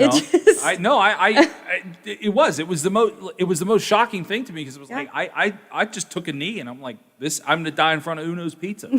I mean, it was right there in Pullman Square. And I was like, this is it. I'm going to cash out in front of a pizza place, which is really funny for an Italian guy, but not if you die. Yeah. At the end of the day, it's just, it was just like, I can't let this happen. So, Melissa, let me ask you, for everyone, I don't know if it's an everyone thing or a different for every person, but is there a moment of that kind of overwhelming mental feel, like Jenna described and like I described? Is there a moment like that for anybody, or is this something that can just be an overwhelmingly nagging thing that never manifests itself into an incident like I had or like Jenna had? I think that it can be that overwhelming nagging that never gets to that incident, depending on when you identify what's going on. And depending on if some people have, loved ones who say to them, something's going on, something's wrong, let's talk about it. And before that panic attack happens, or before that deep depression and isolation happens, or that crisis episode that your inpatient happens, they've been able to reach out and to get help and to see a professional about what's going on and start their journey in their recovery with mental illness. The scariest part of what happened to me, we're going to take a break here, but I think it's important based off what you just said that I want to share is, to everybody else around me, I looked like I was handling everything in my life. I was on a roll, essentially, as a person. And that's not to say that I don't feel like I'm on one now. It's just, at that moment, if you'd have asked any one of my friends and said, hey, how's Rick doing? I haven't seen him in a while. They go, he's killing it. I think a lot of people are killing it to other people, but inside, they're just breaking. And I broke, and I get that. But I think sometimes it's hard to reach out to someone and say, are you really killing it? Or are you just look like you're doing well? And I think that's the most deceptive part about mental health is you can look like you have it all together to everybody else, and then in a split second, it's just unraveled. Yep. And no one saw it coming, including you. I didn't see this coming. It just happened. I didn't feel overwhelmed. I felt like I was handling everything in front of me. I probably was not handling everything that I needed to, but I think to everybody else, they went, he's killing it. And then it happened. Whatever it is, happens. And then everybody's like, why? I can't believe that happened. I think people need to be less shocked that it happens, don't they? Yes, they do. Yeah, I would really think so.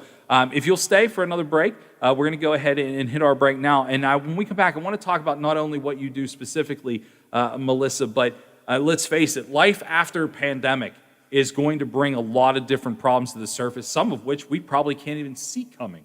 But it's probably going to happen as people start to emerge out of, COVID cocoons. So we'll talk about that. We encourage you to call today, 304-214-1600, and ask any questions that you might have. It's totally anonymous. You don't have to give your name, but if you do have a question, today is definitely a good day to start asking these questions as we do get ready to kind of jump back into our normal, real lives coming up here in the next few months. We'll take this break, and we'll be back with more on the Watchdog.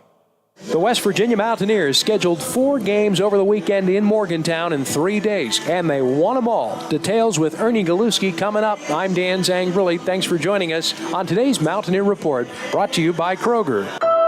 Did you know that 1 in 8 Americans struggle with hunger? Yet more than 40% of the food we produce is thrown out. At Kroger, we know we can do something about this. We're donating more food to local food banks through our partnership with Feeding America. And we're working with World Wildlife Fund to end food waste. But we can't do it alone, and we hope you'll join us in creating a world with zero hunger and zero waste. Visit thekrogerco.com to learn how you can help.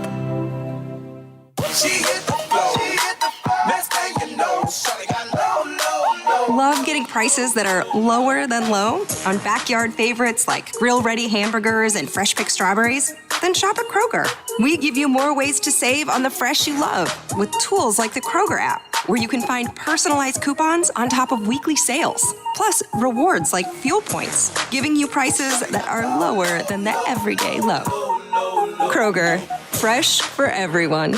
So after a Tuesday evening win against Marshall, West Virginia opened up a 2-game series against Miami of Ohio. They had to schedule at the last moment, not confirmed until Friday afternoon, 2 games on Sunday, a pair of 7-inning contests against the Dayton Flyers. West Virginia won them all, 7-6 in seesaw fashion behind 6 2/3 strong innings from Jackson Wolf, 7 punch-outs. And then on Saturday, the Mountaineers a 6-3 victory. Sunday, they played 2, and WVU was able to get Dayton in Game 1, surviving a late 7th-inning comeback from the Flyers, a 7-6 winner again, and then 12-6 doubling up Dayton in the nightcap of a twin bill on Sunday. All in all, West Virginia was able to find the extra base hit swing, and they were able to get some decent outings off of the mound from their starting pitchers, guys not only like Jackson Wolf, Ernie, but Ben Hampton, the freshman, along with Carlson Reed, another freshman. Yeah, and really every Mountaineer pitcher got an opportunity to get out there and get some work on the mound at the Mon. And, the Mountaineers able to win 5 games this week. It pulls their record to 22-23, only 1 game below 500, with a chance to finish the 2019 season over 500. So, coming up on tomorrow, Tuesday's report, Ernie and I will take a look at some Mountaineers whose arrows are definitely pointed up. Again, West Virginia has won now 5 straight. That's a season-long win streak for the Mountaineers. Their record sits at 22-23 as they go 4 for 4 over the weekend, grabbing 2 victories against Miami of Ohio and a pair against the Dayton Flyers. That's today's Mountaineer Report. For Ernie Galuski, I'm Dan Zangrilli here on MSN, the Mountaineers Sports. This is your VSiN action update on the Watchdog. Simple Green is perfect for making your auto, RV, cycling, boating, and other sporting equipment look like new. Visit them at simplegreen.com. Kyle Palmieri scored the game winner at overtime, his second goal of the night as the Islanders beat the Penguins 4-3 yesterday as a $1.15 underdog. Total of 5 at over at 7. Game 2 of their East Division first-round series at PPG Paints Arena tomorrow. Penguins laying $1.35 as the favorite, plus 115 for the Islanders, 5.5 under the total. Baseball coming up tomorrow. The Pirates visiting the St. Louis Cardinals. Yesterday, the Giants over the Pirates 4-1 at PNC Park. Giants with $1.70 favorite. Total of 7.5. Stayed under at 5. For VSiN.com, I'm Mike Sennett on the Watchdog. I'm Andrew Saul, Commissioner of Social Security. Beware of telephone scammers pretending to be government employees. Real Social Security employees will never threaten you. Callers threatening you with arrest or other legal action and demanding money are not from us. If you receive a call like this, hang up, do not provide them with any form of payment or information, report the call at oig.ssa.gov Coors.com. Hey, I'm going to the kitchen. Can I grab you a Coors Light? Yeah, that sounds good. Huh. I never knew there was a zip line in my fridge. Hey! Hey, buddy! Yeah? You got 2 Coors Lights up there? Always brewed down to 34 degrees. With a taste as cold as the Rockies, only Coors Light gives you refreshment every time. Here you go. 2 Coors Lights. Awesome, man. Wow, these are really cold. That's the only way I deliver it. Sure. I mean, you being a mountain climber and all, Yep. you probably need a pretty warm coat in there, huh? Yep. Hey, Ben! Yeah! Ask him if he has any nachos. You got any nachos in there? No. Just icy cold Coors Light? Yep. That makes sense. It is the Rockies. Coors Light, the world's most refreshing beer. Coors Brewing Company, Golden, Colorado. With great beer comes great responsibility. At Menards, save big money on your next project with 11% off everything. For a beautiful deck you'll love for years, use Cabot Premium Exterior Wood Stains and Finishes. It's guaranteed to bring out the natural beauty of your wood projects. Right now, all Cabot wood care products are 11% off. Get 11% off everything now at Menards. Good through May 22nd. Savings are mail-in rebate. Some exclusions apply. See store for details. Save big money at Menards. You know, there's variety shows, and then there's, well, my variety show.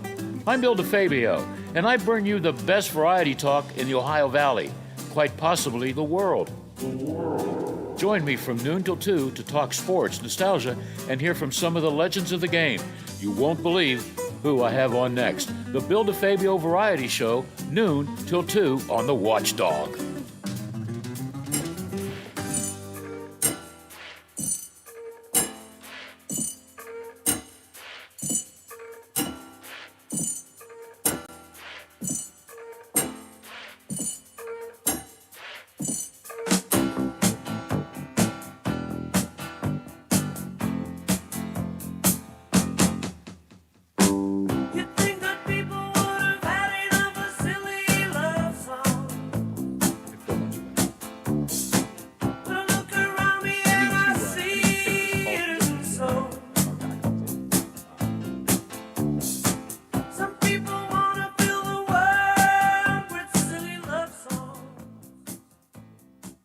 Welcome back. It's 3:45. I'm Big Rick. This is Real Big Talk, and our man Bob is on the line from WTRF telling us what's coming up today at 5. Bob, how was your weekend?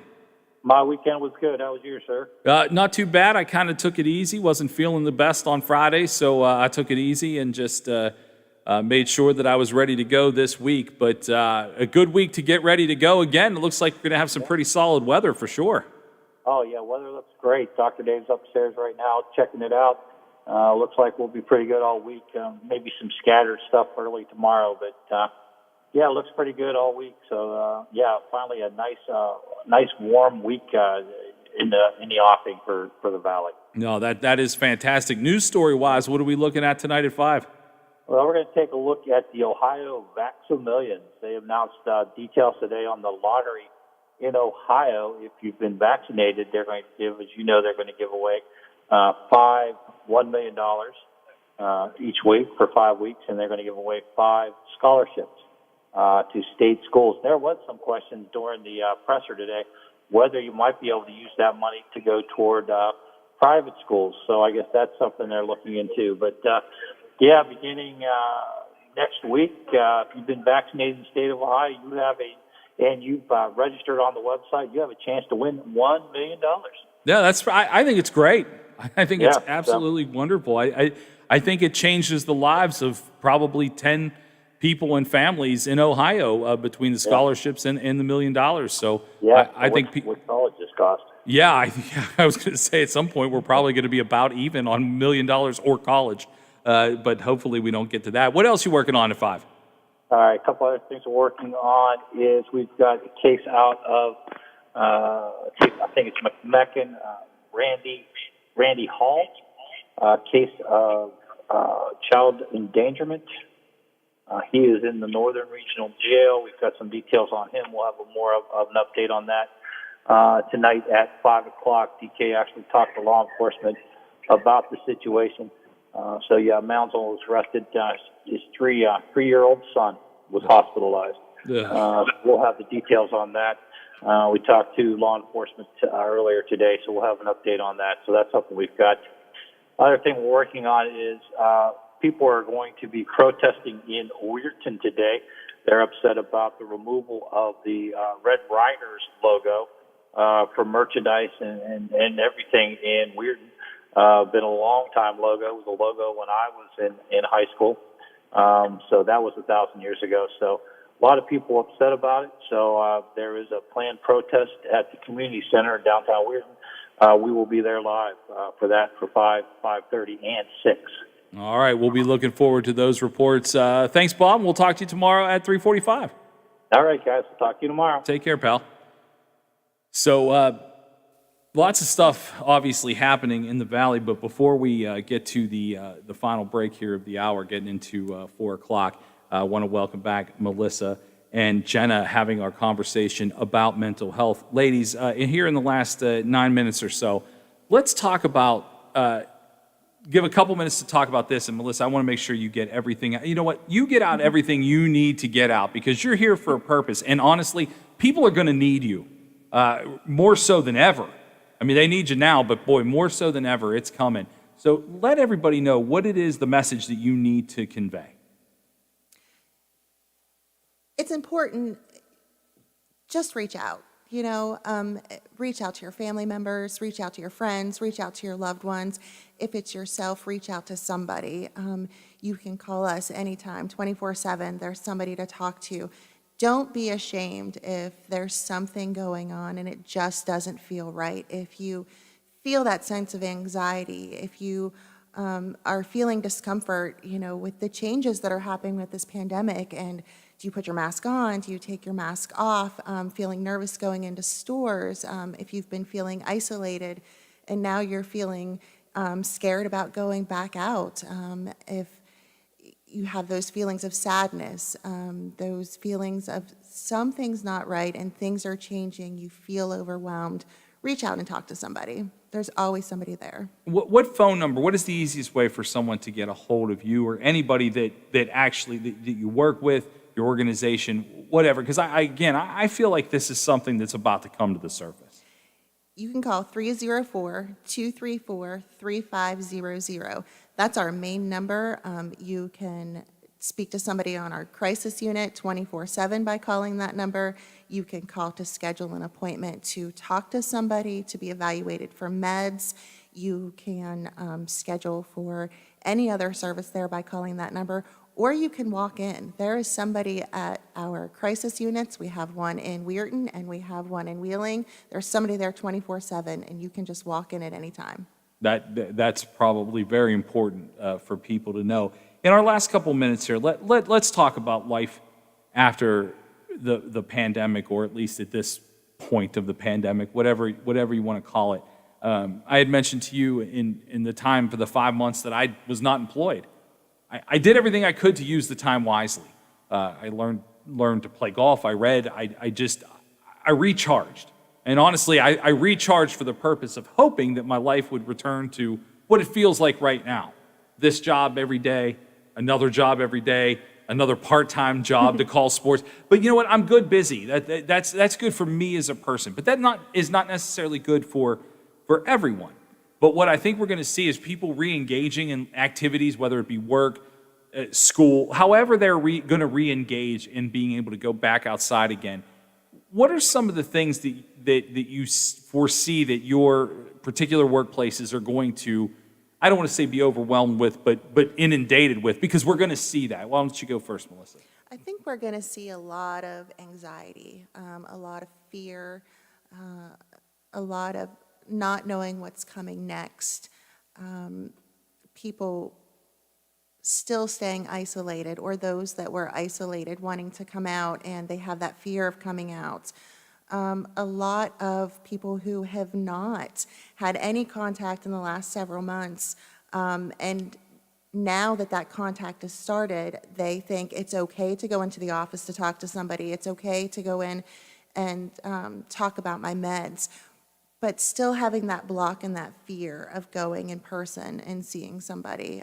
So a lot of increase in anxiety, even some increase in agitation, which goes right along with anxiety, and not knowing what to do when you're outside. I went this weekend up to Amish country, and we're shopping, and you're outside and you have your mask off. You walk in a store and you're supposed to have your mask on, and you have it on and some don't, and you're looking around, and so a lot of confusion going around right now that can really start to increase some things that were already going on. And I think too that we're seeing, and we have been seeing for the last several months, an increase in substance abuse and an increase in overdoses.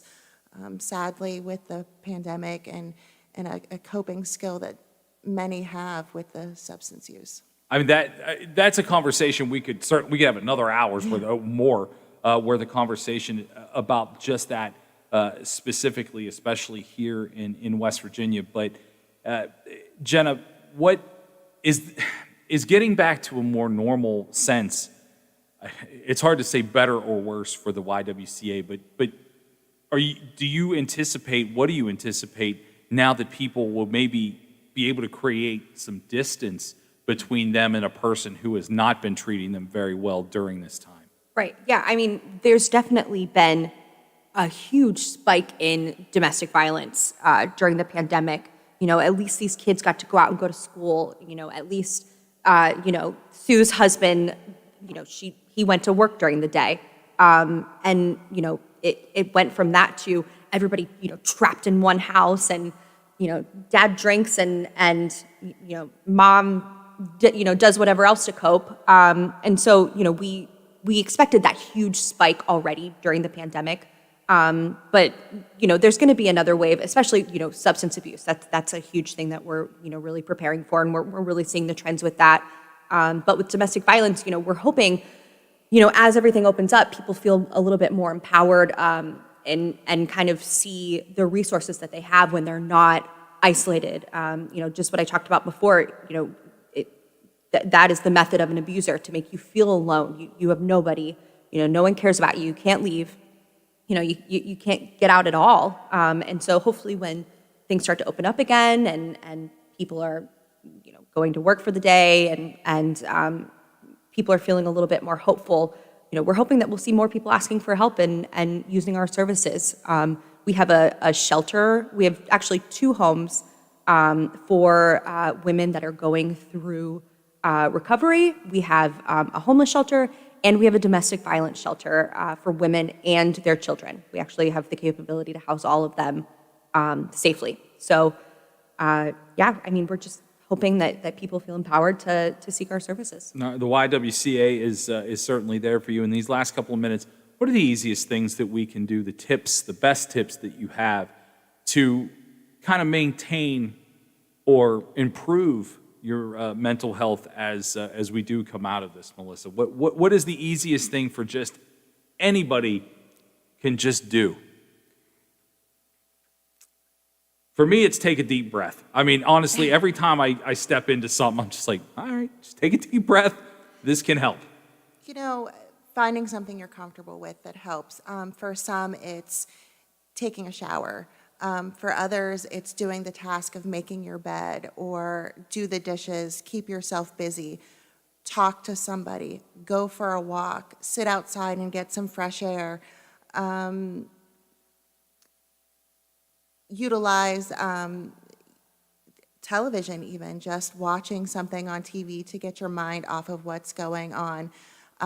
Removing yourself from the situation, walking away, taking a walk, calling a friend, texting a friend, getting on one of the more positive sites on social media. There's a lot of them on Facebook that are there to build you up, to empower you, to make you feel, to help you feel better, to give you positive affirmations about yourself and about what's going on in the world. Well, that sounds like simple things that we all can do. Before we get out of here, you want to pitch it? Pitch it. Okay. So on a lighter note, a happier note, YWCA, Melissa and I were talking about how much we love the boutique at the YWCA. The boutique started as a way to give women-free clothing as they go into the workplace or re-enter the workplace from, prison or an abusive situation, or, it was a project of empowerment for women. And it's since developed into a secondhand boutique called Why Not Repeat Boutique.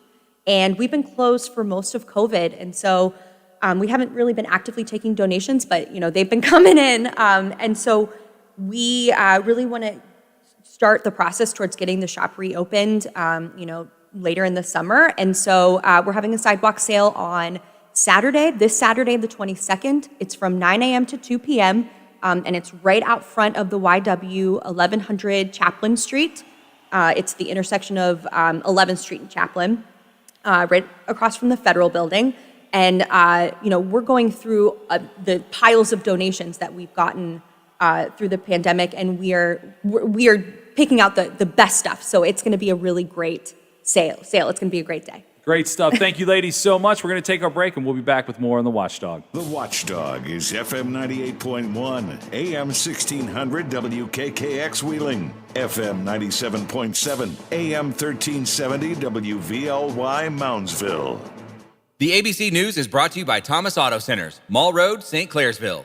Get the best deal at Thomas Auto Centers. Strikes on military targets in Gaza by Israeli forces. During a visit to Copenhagen, the U.S. Secretary of State addressing the crisis. Secretary of State Antony Blinken says Israel, as a democracy, has an extra burden to do everything possible to avoid civilian casualties, even as it defends itself. Hundreds of people killed or injured, including children being pulled from the rubble. We're also alarmed by how journalists and medical personnel have been put at risk. Israeli Prime Minister Benjamin Netanyahu has been clear he's ready to take further military action as Hamas continues to launch rockets into Israeli territory. Karen Travers, ABC News, Washington. President Biden announcing that families who qualify won't have to wait to receive a child tax credit. I'm announcing today that on July 15th and the 15th of every month thereafter throughout the year, you will get deposited in your bank account half of your tax cut, at least $250 per child each month, a direct deposit into your account. The tax credit was expanded as part of the American Rescue Plan that was signed into law earlier this spring.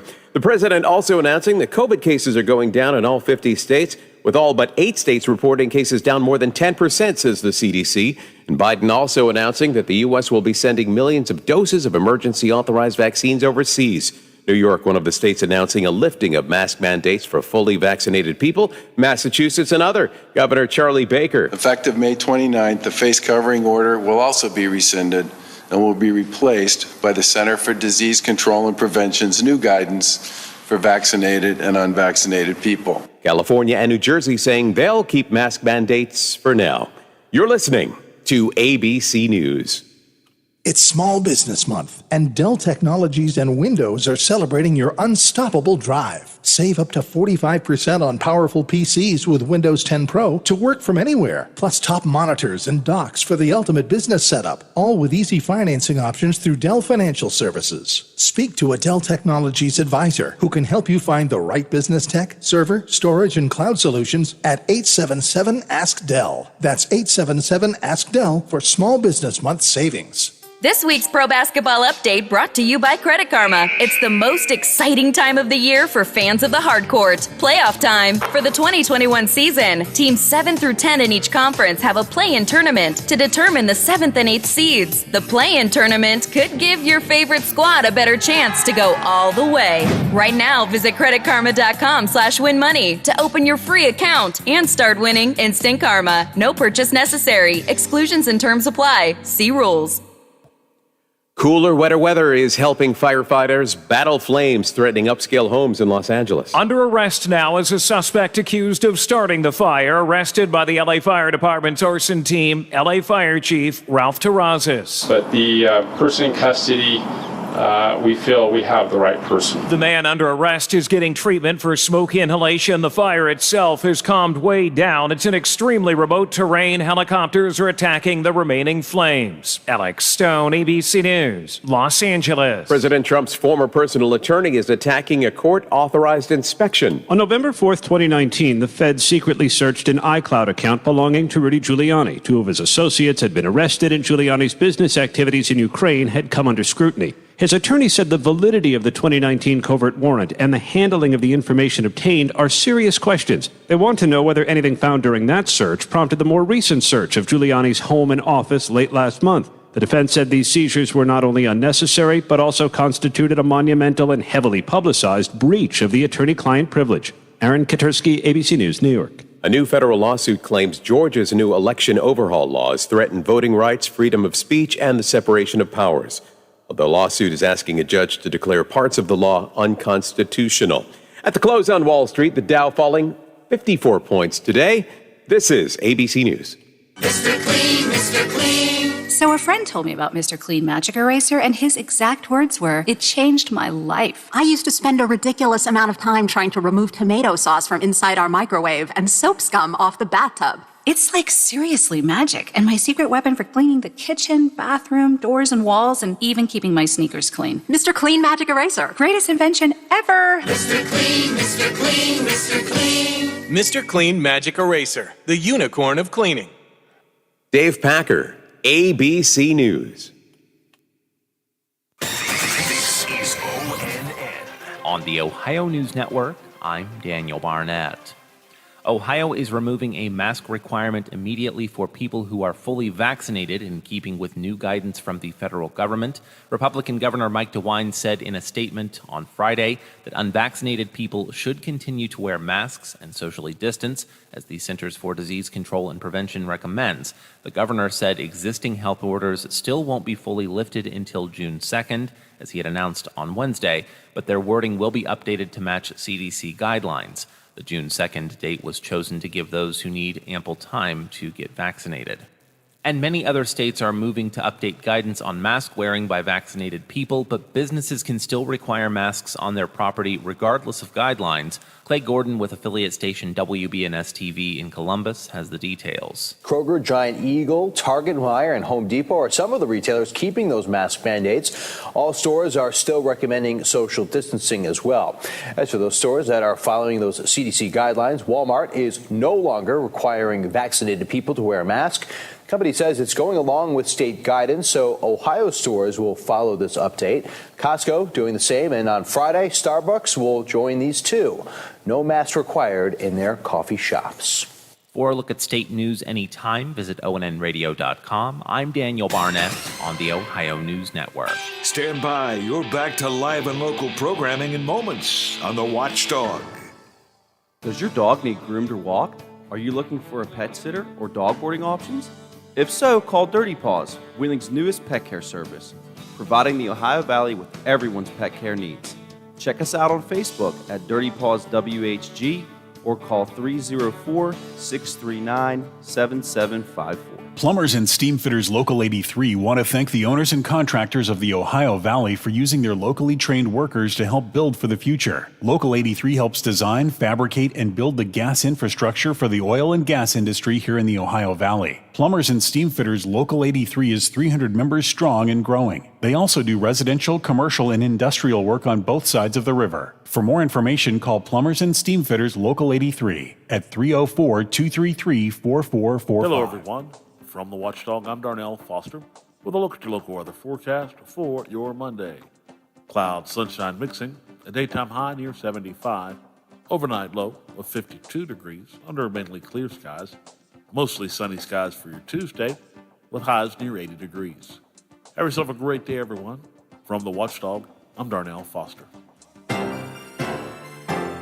The views and opinions expressed on the following program are not necessarily those of this station or its sponsors. It's not red. It's not blue. It's just real. Real Big Talk with Big Rec continues now on the Watchdog.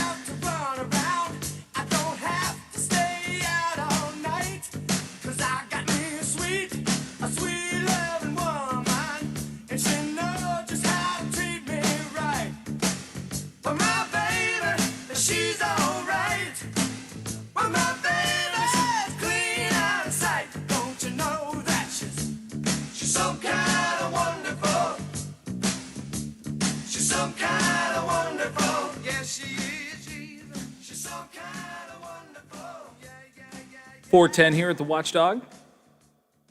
I'm Rick. That's Lola. 304-214-1600 is our phone number. Lola, I thought about this over the weekend.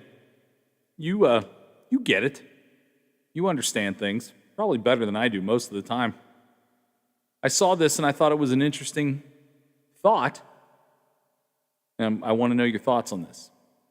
I saw somebody put, obviously we talked about this a lot last week. You could just, at this point, you could just go outside of your house and somewhere you will see a now hiring sign and then signing bonus available. Mm-hmm. And sometimes we're seeing, X number of dollars. Taco Bell, I saw $1,000 signing bonus available. Essentially, it's not you walk in, get $1,000, start working, and walk away. You have to be there for 3 months and whatever. But that's, to protect the employer who's now offering this money. And I saw somebody that I don't really know all that well, but I read this post from top to bottom, which honestly I don't do a lot unless it's something that I think we're going to talk about on the show, and it caught my attention. I thought it was worth it. Should employers be offering stay-on bonuses to people who have been loyal through all of this?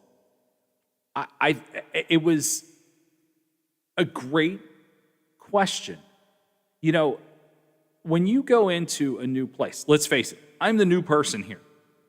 The Watchdog doesn't change a whole lot. And there are a lot of great contributors to this station. But essentially, on the everyday basis, I'm the new guy. And there wasn't offered any sort of signing bonus or anything like that. But when you go into a new place, you're the one that adjusts to the people around you. Mm-hmm. I got to know you. I got to know Biff and Howard and Bill and Kayleen. So we all get, it's a feeling out process of how you decide, how do you approach everybody here? And that happens in any business. I don't care where you are. I don't care what you do. I don't care if it's a garbage man, a talk show host, an accountant, or anything else. When you walk into a new place of business that you're going to go to 5-6 days a week, you adjust. When you come into a new employment situation coming out of this pandemic, Taco Bell, accountant, whatever it is, whatever you go do, and you are obviously incentivized by a signing bonus, whether it be on the neon sign that says drive-through or an ad on Monster.com. The people around you are going to know what you are getting when you come in. Yep. I think in certain situations, that is going to create an issue because people are going to say, well, I've been here for 3 years. This person comes in and only has to be here for 3 months and gets a $1,000 bonus. I think it's going to create problems, and I don't know that I hate the idea of a stay-on bonus. I think it's going to backfire because you're right. You know why?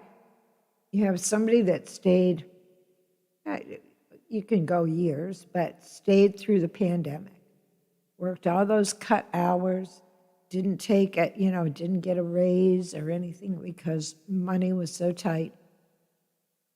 And then you hire people to come in and you're paying them this. I think people that have been there, that know the business, know how things should be run, are going to go, you know what? Tough. I'm going across the street because I can take my experience, go over there, and get a bonus. Yeah. I think it's going to backfire on people. I do too. I understand that things are so tight with some businesses that they actually have to bribe people to come and work for them. But it's not going to turn out well in the long run. And now that states are getting wise to the potential problem that this extended unemployment benefit, federal unemployment benefit, could be causing. I'm not saying that every single person that stays on unemployment and getting that money is doing it just for the money. Some of it has to do with child care and that sort of thing. But now in July, I think it's July, if you have children, you're going to start getting $300 for kids under 6 and $250 for every kid over 6 to 18, I think, as part of this tax credit payable in advance that is coming out of the federal government. So there should no longer be any question of, although really that's not enough to cover child care. No. I mean, it's outrageously expensive. And I don't remember if that's per month. I think it's per month. Yeah, it's per You month get at that. $1,500, yeah. So, that should help ease things up too. But yeah, I think this is going to backfire on a lot of places because especially if you're a minimum wage or slightly over that employee, that signing bonus is a lot of money. Even if it's only the 200 or 250 that I've seen some places advertised. That's, you can go across the street and get that. Yeah. I thought, when I read that, because I mean, and I was just talking about this, and you and I talk enough off the air and know each other well enough to know, essentially, my life is a series of gigs. It's not I'm not an accountant. I don't go to the same accounting firm every day. My life is a series of gigs, whether that's a concert gig, a radio gig, a calling sports on TV or radio gig, whatever it is. I work a gig life. And so there is no signing bonus for people that do any of the above skills that I would have to offer anybody. Yeah. But when you work at Taco Bell, or you work at McDonald's, or Long John's, or wherever, and you have stayed at those places, and I'm not knocking any of those places. What I'm saying is if you stayed loyal to Long John's and you got your hours cut, and then all of a sudden you see the Golden Arches across the street are offering a $1,000 signing bonus, and you go, you know what?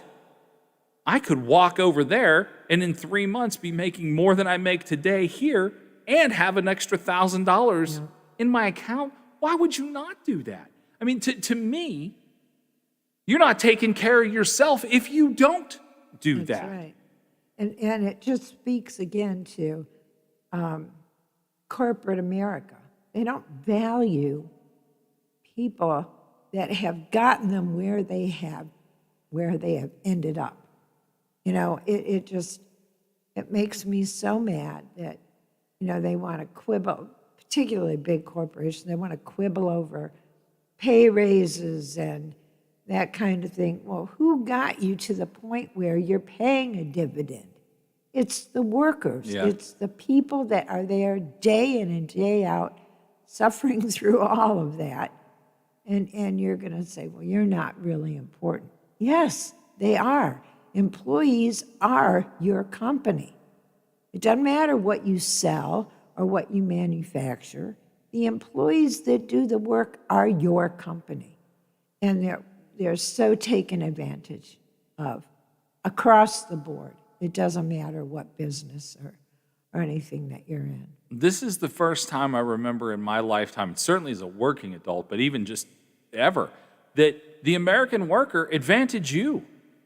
I think the American worker right now can walk into whatever job that they have, as long as their industry is currently still in demand and looking for workers.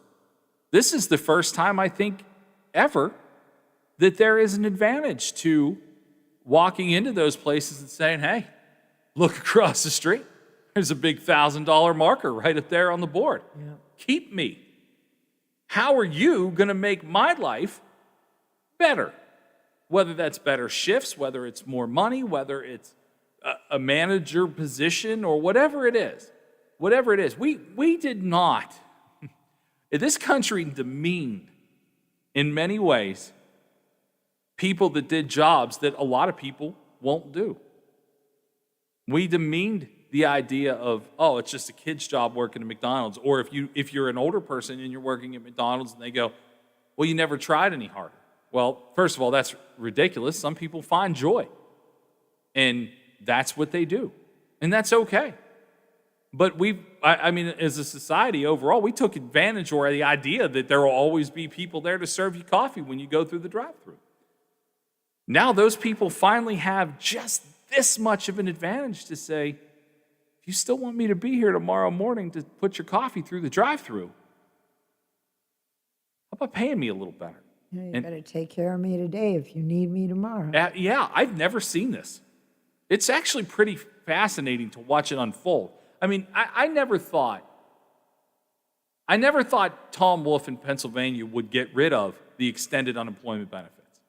I never saw that coming, but it's happening, even in Pennsylvania. So at this point, I'd say most states are going to do it. Not all. I do too. But, I agree. But most states are going to do it because there's work shortages everywhere. I have a friend. He may be listening right now. I hope that he is. He would correct me if I said this wrong. But he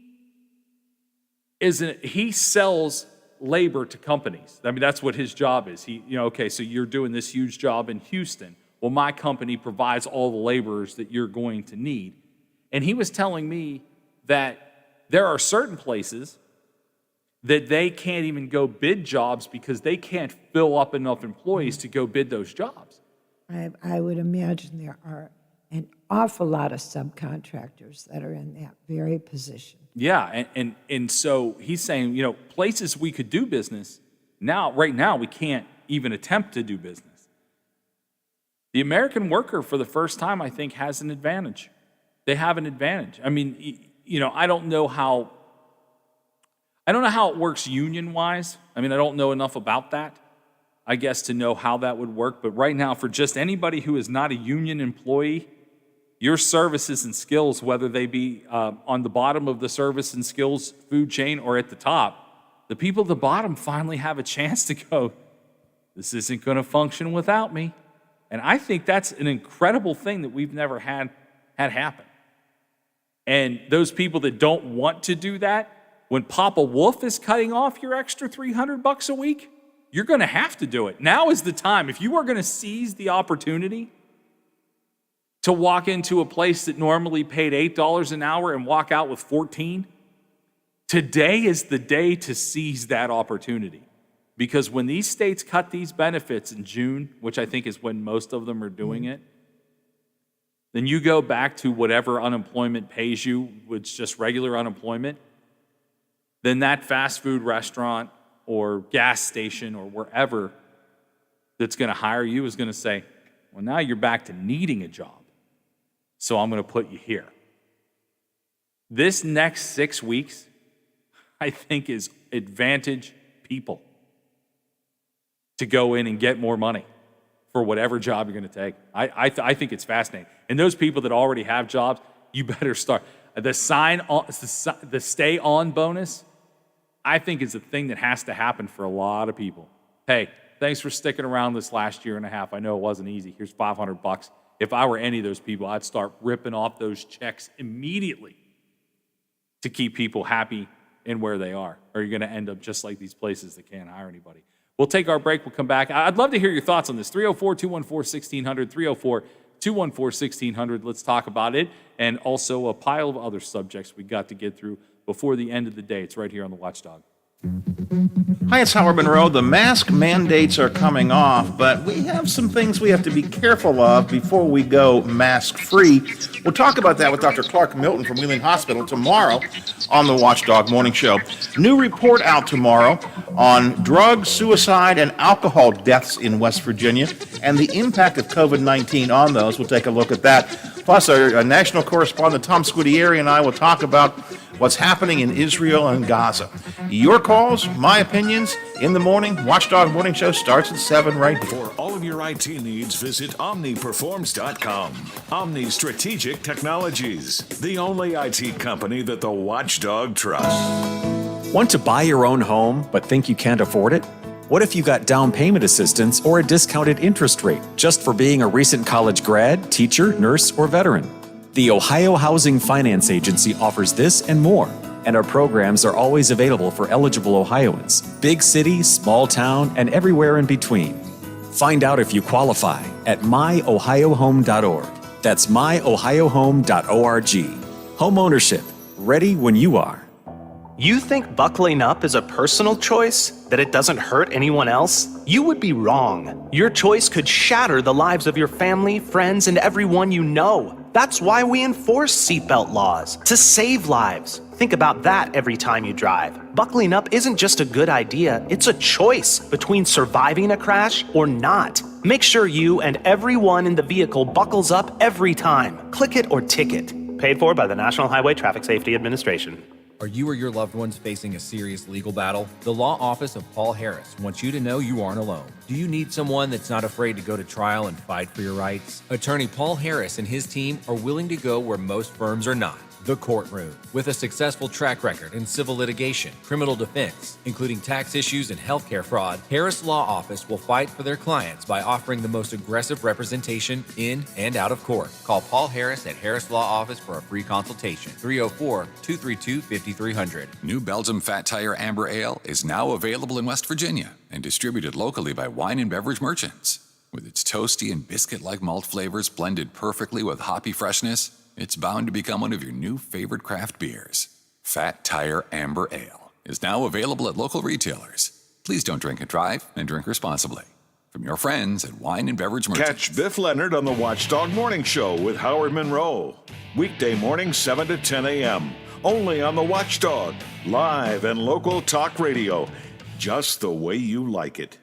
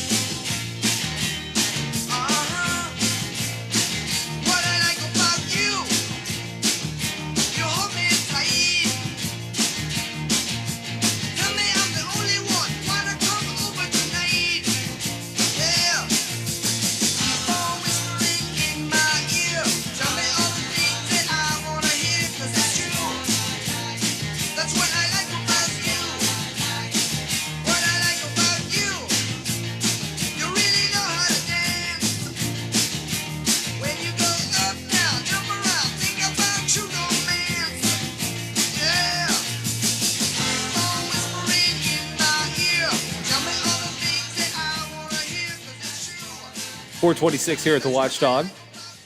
Lola is here. I'm Rick. I'm here. Where are you? 304-214-1600, 304-214-1600. Call in. Let's talk about any of the subjects we talked about today. Mental health, certainly we can talk about. Obviously, the idea of a stay-on bonus, I think, is interesting, that some places and people are calling for workers to stay where they're at. This is another one I wanted to get to today. I thought this was kind of a hot subject. I can't wait to see how this turns out. Although the last time we expected something like this to turn out, it just kind of died in the media shuffle. But did you see that former Matt Gaetz associate, Joel Greenberg, pleads to 6 federal charges? 6. Pleads guilty. Matt Gaetz is going down in a heap, I bet. I hope. I heard, I heard that Matt Gaetz's name was not in any of the pleadings. Oh, I'm sure it's not. Well, but, we were all kind of hoping. Matt Gaetz did this. Well, I assure you that Matt Gaetz is not an innocent person. Oh, no. and I would assume that Joel Greenberg, his former associate, who has just pled guilty to 6 federal charges, is probably going to be rewarded handsomely down the road for doing so. Well, we can only hope. But yeah, I thought that was kind of a hot one. Although then again, we've seen I still can't believe Cuomo's the governor of New York. That thing died in a heap because things got better. That's why things got better. A lot of people are pointing to exactly what you just said is the reason that we're not wearing masks. I mean, let's face it. The Biden administration has taken a heap of problems, whether they were self-caused or just inherited, which is honestly a heap of both. Self-induced and inherited. That's just how politics is. It's a hot topic of the day, the problem du jour. And once it goes away, in this day and age of 24/7 news cycles, things go away in 2 or 3 days. That's just the way it is. Our Americans' attention span is like a gnat. Oh, yeah. You know, we head for the little juice bowl, and if we get sidetracked somewhere on the way to the orange juice, we go over to the pineapple. It's that simple. You know, I don't know. We look at anything shiny. Yeah, we're like a crow. No, it's true. It's true. Where's the easy? Why do you think casinos are designed the way they're designed? Ooh, look over here. Ooh, look, that siren's going off. Look at that flashy light. Mm-hmm. I mean, we do that as a society. We do that a lot. And we do that with our news. It's built the same way. Maybe not intentionally with the flashing lights in front of your eyes, but it is meant to go, oh, look at this headline, and then you dive into that one. I thought Cuomo would be gone by now. I knew he wouldn't. I did.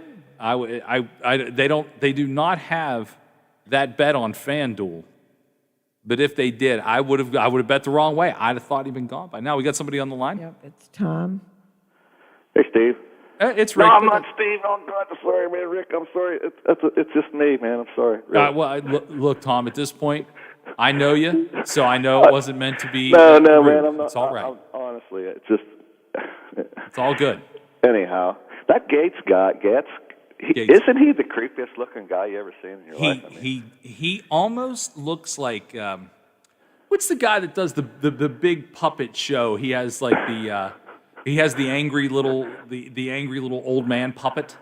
I can't remember. I've actually seen him in concert. He has a terrorist puppet, an old man puppet. What is his name? That Gates reminds me of one of his puppets. Oh, they did a thing, Genesis or Phil Collins. Oh, Land of Confusion. Yeah, that guy. Is that what you're talking about? Yeah, no, he just like he's had bad plastic surgery or something. I don't know. But, I mean, he's from Florida. Bad plastic surgery is given to you when you show up. This guy though, to me, he just reeks of guilt. I mean, you just look at him and you're like, that guy is not innocent of anything. What did his buddy plead guilty to? A bunch of sex charges or something, or what? Yeah, it was. Yeah, this guy was a former tax collector and a confidant of Matt Gaetz, and he had pleaded to, amongst other things, admitting to a federal judge that he had knowingly solicited and paid for a minor for sex. So that's just one of the things. Yeah. I can't believe, and I'll hearken this back to the biggest story that we keep not addressing as a nation. Jeffrey Epstein didn't kill himself, and we still don't know what Jeffrey Epstein did. We never saw his records, his pictures, none of that stuff. I was going to mention that. I don't think he killed himself. I think that he had so much stuff on people. I think he was killed. No, he was definitely murdered. There's no way. I mean, I don't want this show to turn into conspiracy theater, but I think we're all in agreement that guy did not hang himself. That Wexner out in Columbus, he owns half of Columbus. He bought like this whole town where my brother used to live out in Columbus and turned it into, a big strip mall and stuff and all these, $1 million homes. But he would just take people and fly them to these places and have sex with all kind of young girls and whatnot. I mean, and then they would frame them, you know what I mean? They would have pictures of these people, diplomats and stuff, the way I understood it. But you guys were talking about the attention span of everybody like a gnat. I know one guy, he's 75, and I go and hang out at his house. And he mindlessly watches this Fox News and just gets so irate and so ticked off. And then my other buddy, he just sits there and mindlessly watches MSNBC, and every 8 minutes they're showing you the exact same thing over and over. And I think the CIA's like Rachel Maddow has a little bug in her ear if the CIA's just telling her what to say and stuff. You know what I mean? No, really. I'm not arguing.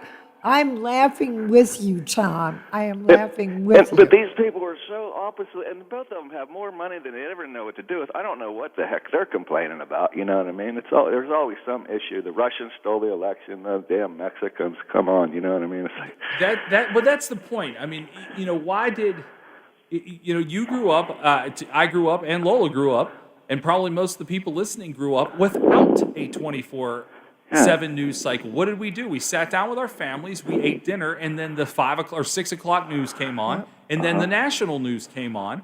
And I mean, we a lot of times we went to bed with the knowledge of only our 6 o'clock news. And if your parents were, not looking at you, you might sneak in a little bit of the 11 o'clock news if you were up too late.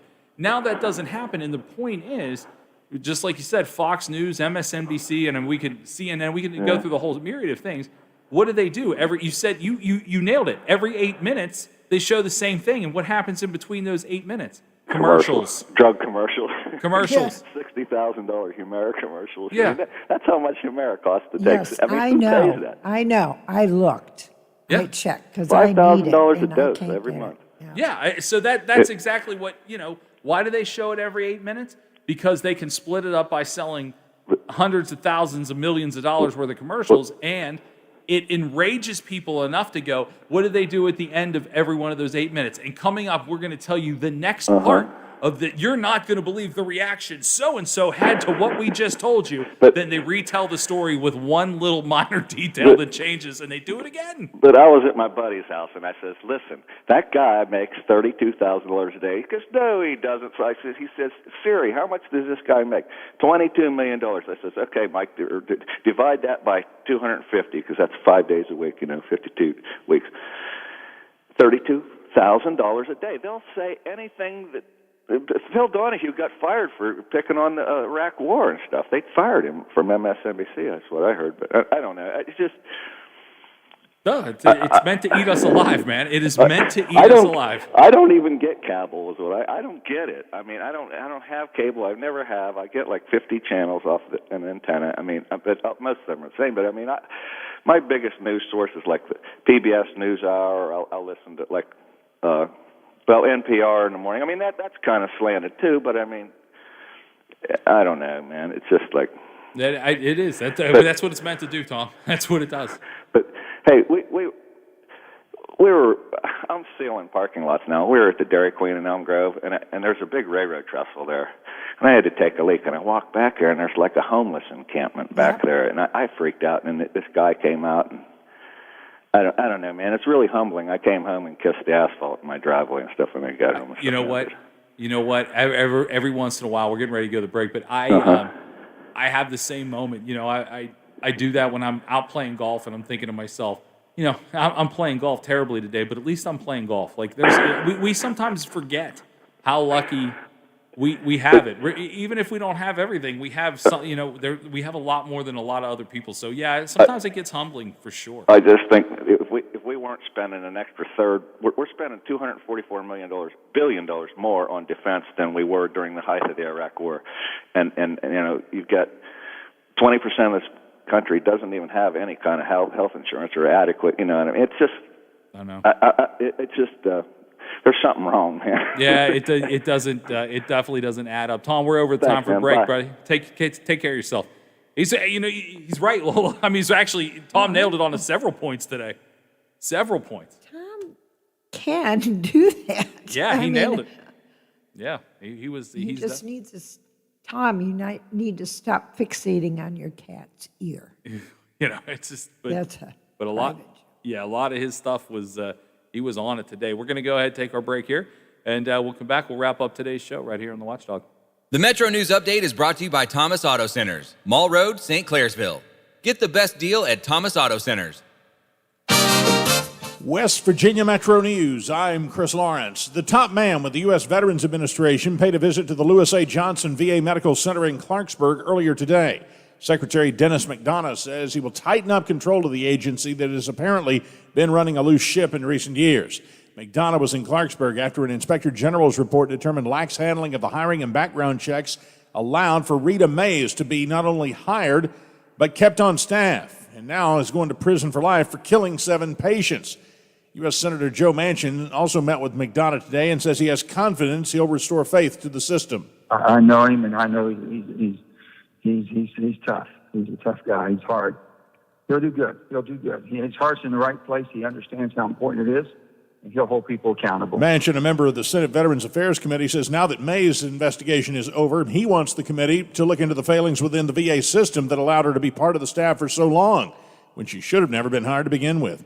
Active cases of COVID-19 in West Virginia continue to fall. Today, the DHHR reporting 6,296 cases, another decline from Sunday. There were 175 new cases identified. With integrity, dignity, and civility. That's the sound of the state Supreme Court taking their oath of attorney again today, a symbolic action that they took earlier today in Charleston, spotlighting a new line in the oath about civility in court. You're listening to Metro News, the voice of West Virginia.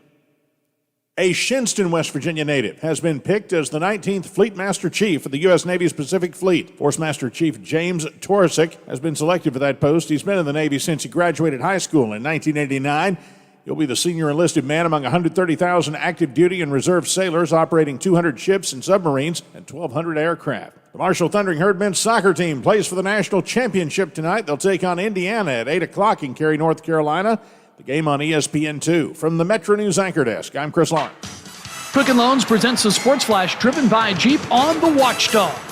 The Cincinnati Reds beat the Colorado Rockies 7-6 Sunday in Denver, scoring 4 runs in the 8th, 2 more in the 9th, erasing a 6-1 Rockies lead. Tyler Naquin drove in 2. Shogo Akiyama also had 2 RBIs. The Reds scoring runs in both a passed ball and a wild pitch, earning a split of the 4-game series. They return home tonight to face San Francisco. The Pittsburgh Pirates lose to the Giants 4-1 at PNC Park Sunday. Giants with 2 runs in the top of the 9th inning. Kai Tom drove in the only run for Pittsburgh. Mitch Keller went 5 innings, allowed 2 runs off 6 hits with 8 strikeouts, dropping to 2 and 5. The team split the 4-game series. NHL playoffs Sunday, the Islanders beat the Pittsburgh Penguins 4-3 in overtime. Game 2 of that series will be Tuesday in Pittsburgh.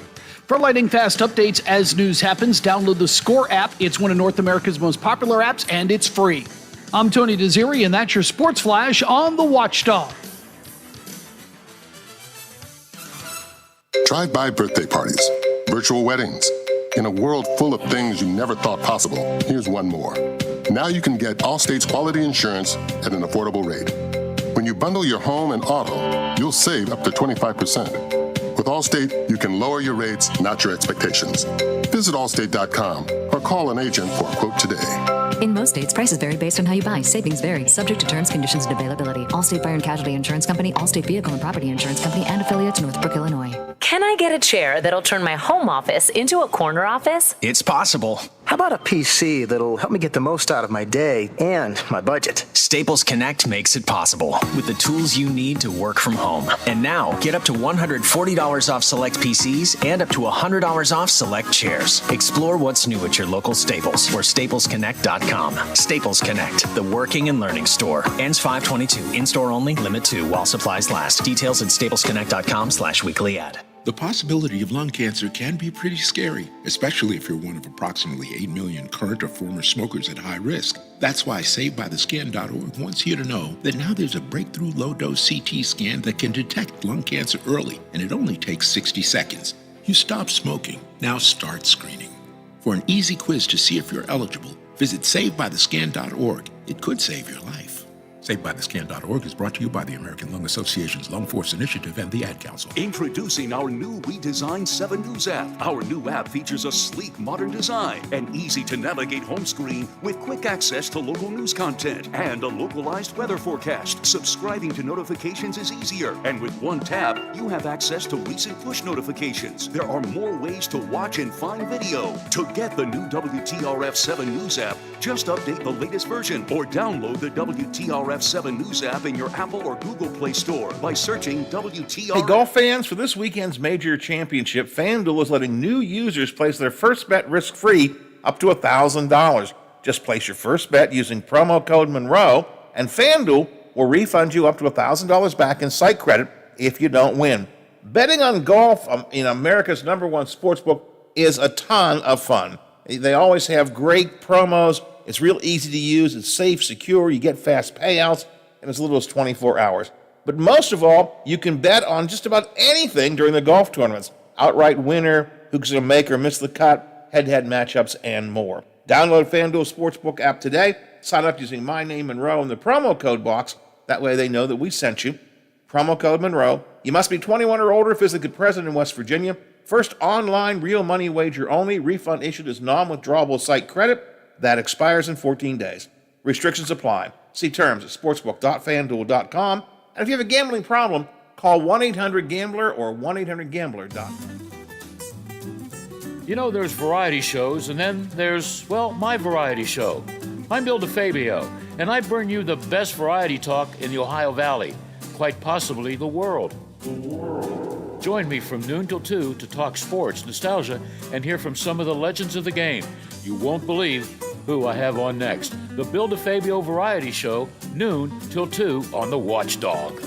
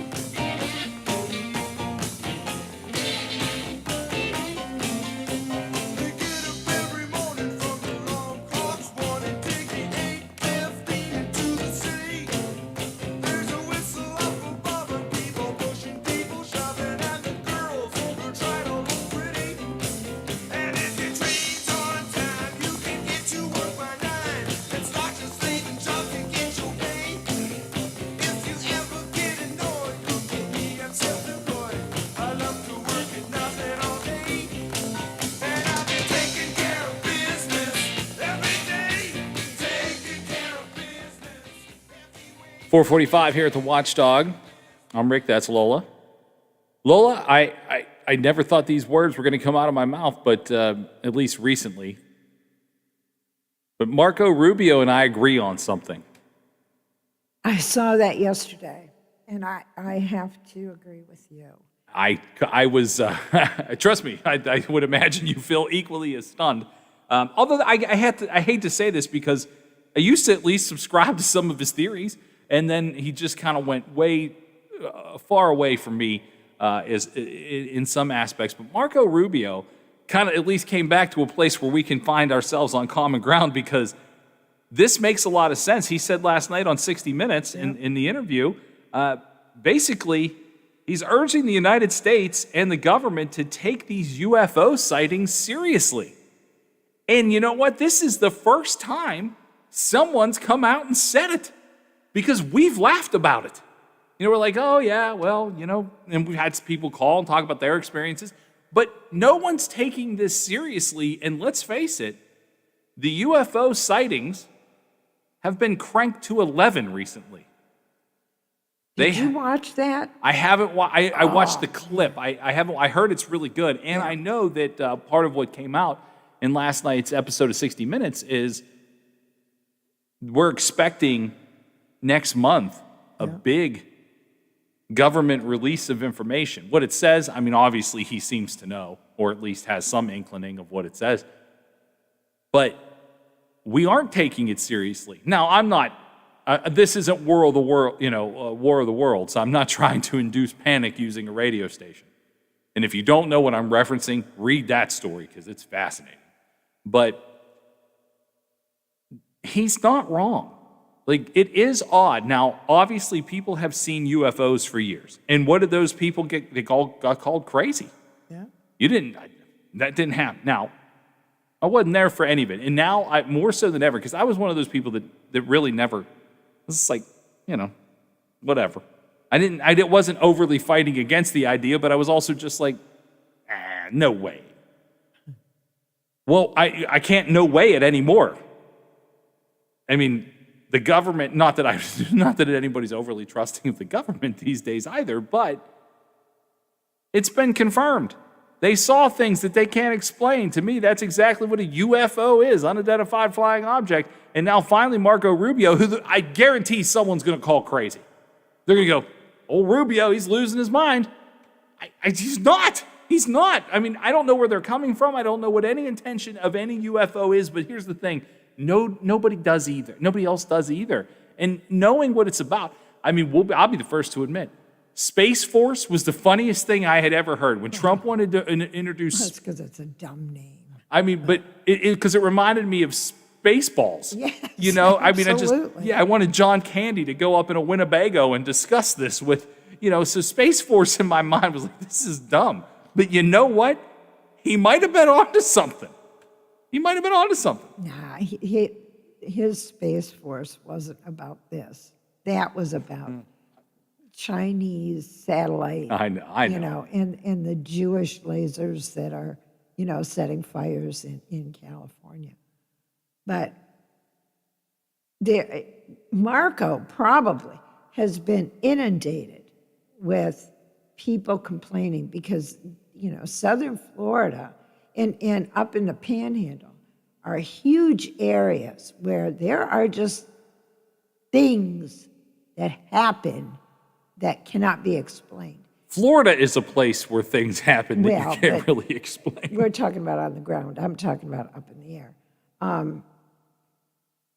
But there's just, when you have, like they said in the 60-Minute report, when you have people that are trained to the max by our military, seeing these things and reporting them and recording them, to me, there is no doubt that there is something there. Because these people aren't just some guy that might be running dope from, Costa Rica up, in the Everglades. These are trained professionals that our government has trained. So, are you going to call them crazy? Yeah, And yet they were told, you do not talk about it. And they finally are.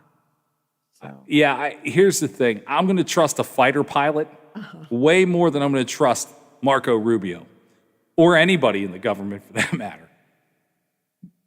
Well, But- I find this all completely fascinating. No, yeah. And I told you about Josh Gates's investigations into this kind of stuff, and not just in the United States. He has gone way wide and looked into other governments' documentation on these things.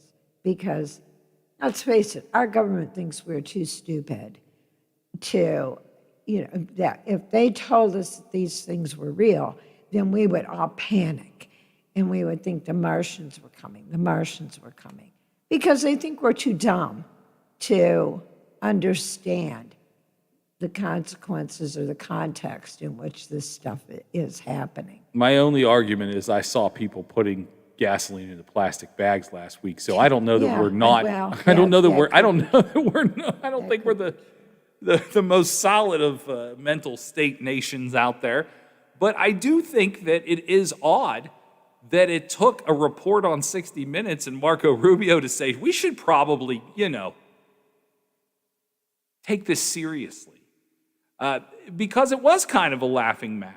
I mean, we're just like, oh, there you go. Because we laughed about the idea that during this time where we're all stuck in the house and whatever, that now's when they kind of slid in that information, like, oh yeah, UFOs are real. But look over here instead. Here's the thing, over here. And I'm glad someone circled back.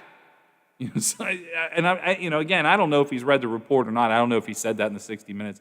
I didn't get a chance to watch it, but there's probably something in this report is going to blow everybody's mind. And honestly, just from the videos that have been confirmed and shot from fighter jets that have picked these things up, my mind is kind of blown.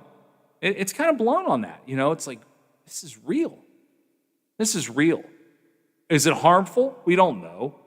I have a reason to believe that whatever is out there is probably far more intelligent than we are. At least in the idea of we're putting gas in plastic bags. So I don't have a ton of faith right now that we're going to do whatever the right thing is when it comes to this. But how would you even know? I mean, the communication's probably not capable. I don't know. Now I'm into it. Do we need to clear spots or are we good? No. Okay. So, but yeah, I think it's interesting, and I think it probably needed to be said by somebody. And who doesn't want to be the person who is the first one to call? To me, this was low-hanging fruit. Somebody had to call this out in the government and say, we should probably pay attention to this. Because this report is going to be fascinating in some way. So, there's going to be something in here that's just like, and he's the only one talking about it. This commission was set up many years ago. And I'm not talking about Project Blue Book. This was something else that the Defense Department set up inside the Pentagon. And then just a few years ago, the funding got pulled, yanked, and it was done away with. So the guy that had been in charge of it, who had been a career military man, he went kind of rogue isn't really not the right word, but he did take the three videos that are making their way around the internet now. He got them out of there, and him and several of the scientists that had all been involved in this group and then all got fired, they have continued to work together. So what they did was they hooked up with a guy that had been a big muckety-muck in the Department of Defense. And this guy said, no, this stuff is real. The government won't release it. We're going to. So he knew how to circumvent the whole system to get it out into the public without actually, because the 3 videos that are floating around now were declassified. So that was how they were able to get them out and get them into the public eye, which then started this whole movement, again, inside the Senate to put together a commission or a committee or whatever name they want to tag onto it, to actually put a report together that is based on the findings that have been collected inside the Pentagon. So that's where this is all coming from. If we get to see the whole thing, and I'm afraid it's all going to be marked classified, classified, classified, because what he is afraid of, and he's not saying that aliens are going to come down and start shooting us with lasers, but until they can discover what these things are, they do pose a national security threat because you don't know what they are and where they've come from. No, I did. Yeah, I mean, I'm not going to lose sleep over it, but yeah, it is. It seems to me like it would be a national security threat. I mean, anything that's coming into our territory, especially around our fighter jets. I mean, think about it. If it was Russia that was flying towards our fighter jets, that would be a problem. So since we don't know what it is, and it can't be identified, I would say it probably is a national security threat. We're so close to the end of the show, but we'll take this call real quick. All right, it's Wade. Hey, Wade, what's on your mind? You got about a minute, buddy. I saw the show last night you're talking about the gentleman who was the Assistant Secretary of Defense for Clinton and Bush. His name is Christopher K. Mellon, Mellon. I just wonder if he's related to the famous Mellon family out of Pittsburgh. I don't know. I didn't know that was his name, but did you find this show to be as fascinating as Lola did? Yes, I saw the gentleman that was working in the Pentagon. I saw him on the History Channel last year when they first made this public. So this is not the first time it's been on the air. I saw it before. Oh, man. All right, good show. I'm going to hang up and listen. All right, thanks, Wade. Talk to you soon. Yeah, I think a lot of people, I mean, this is definitely worth the watch. I'm going to try to sneak that in tonight. But yeah, I thought it was, I think this whole thing is now fascinating, and I think I'm glad Marco Rubio said something. Hey, you might want to take this seriously. We'll see how this all plays out. That's it. Show's over. That's Lola. I'm Rick. We thank you for listening, and we'll talk to you tomorrow at 2 o'clock right here on The Watch.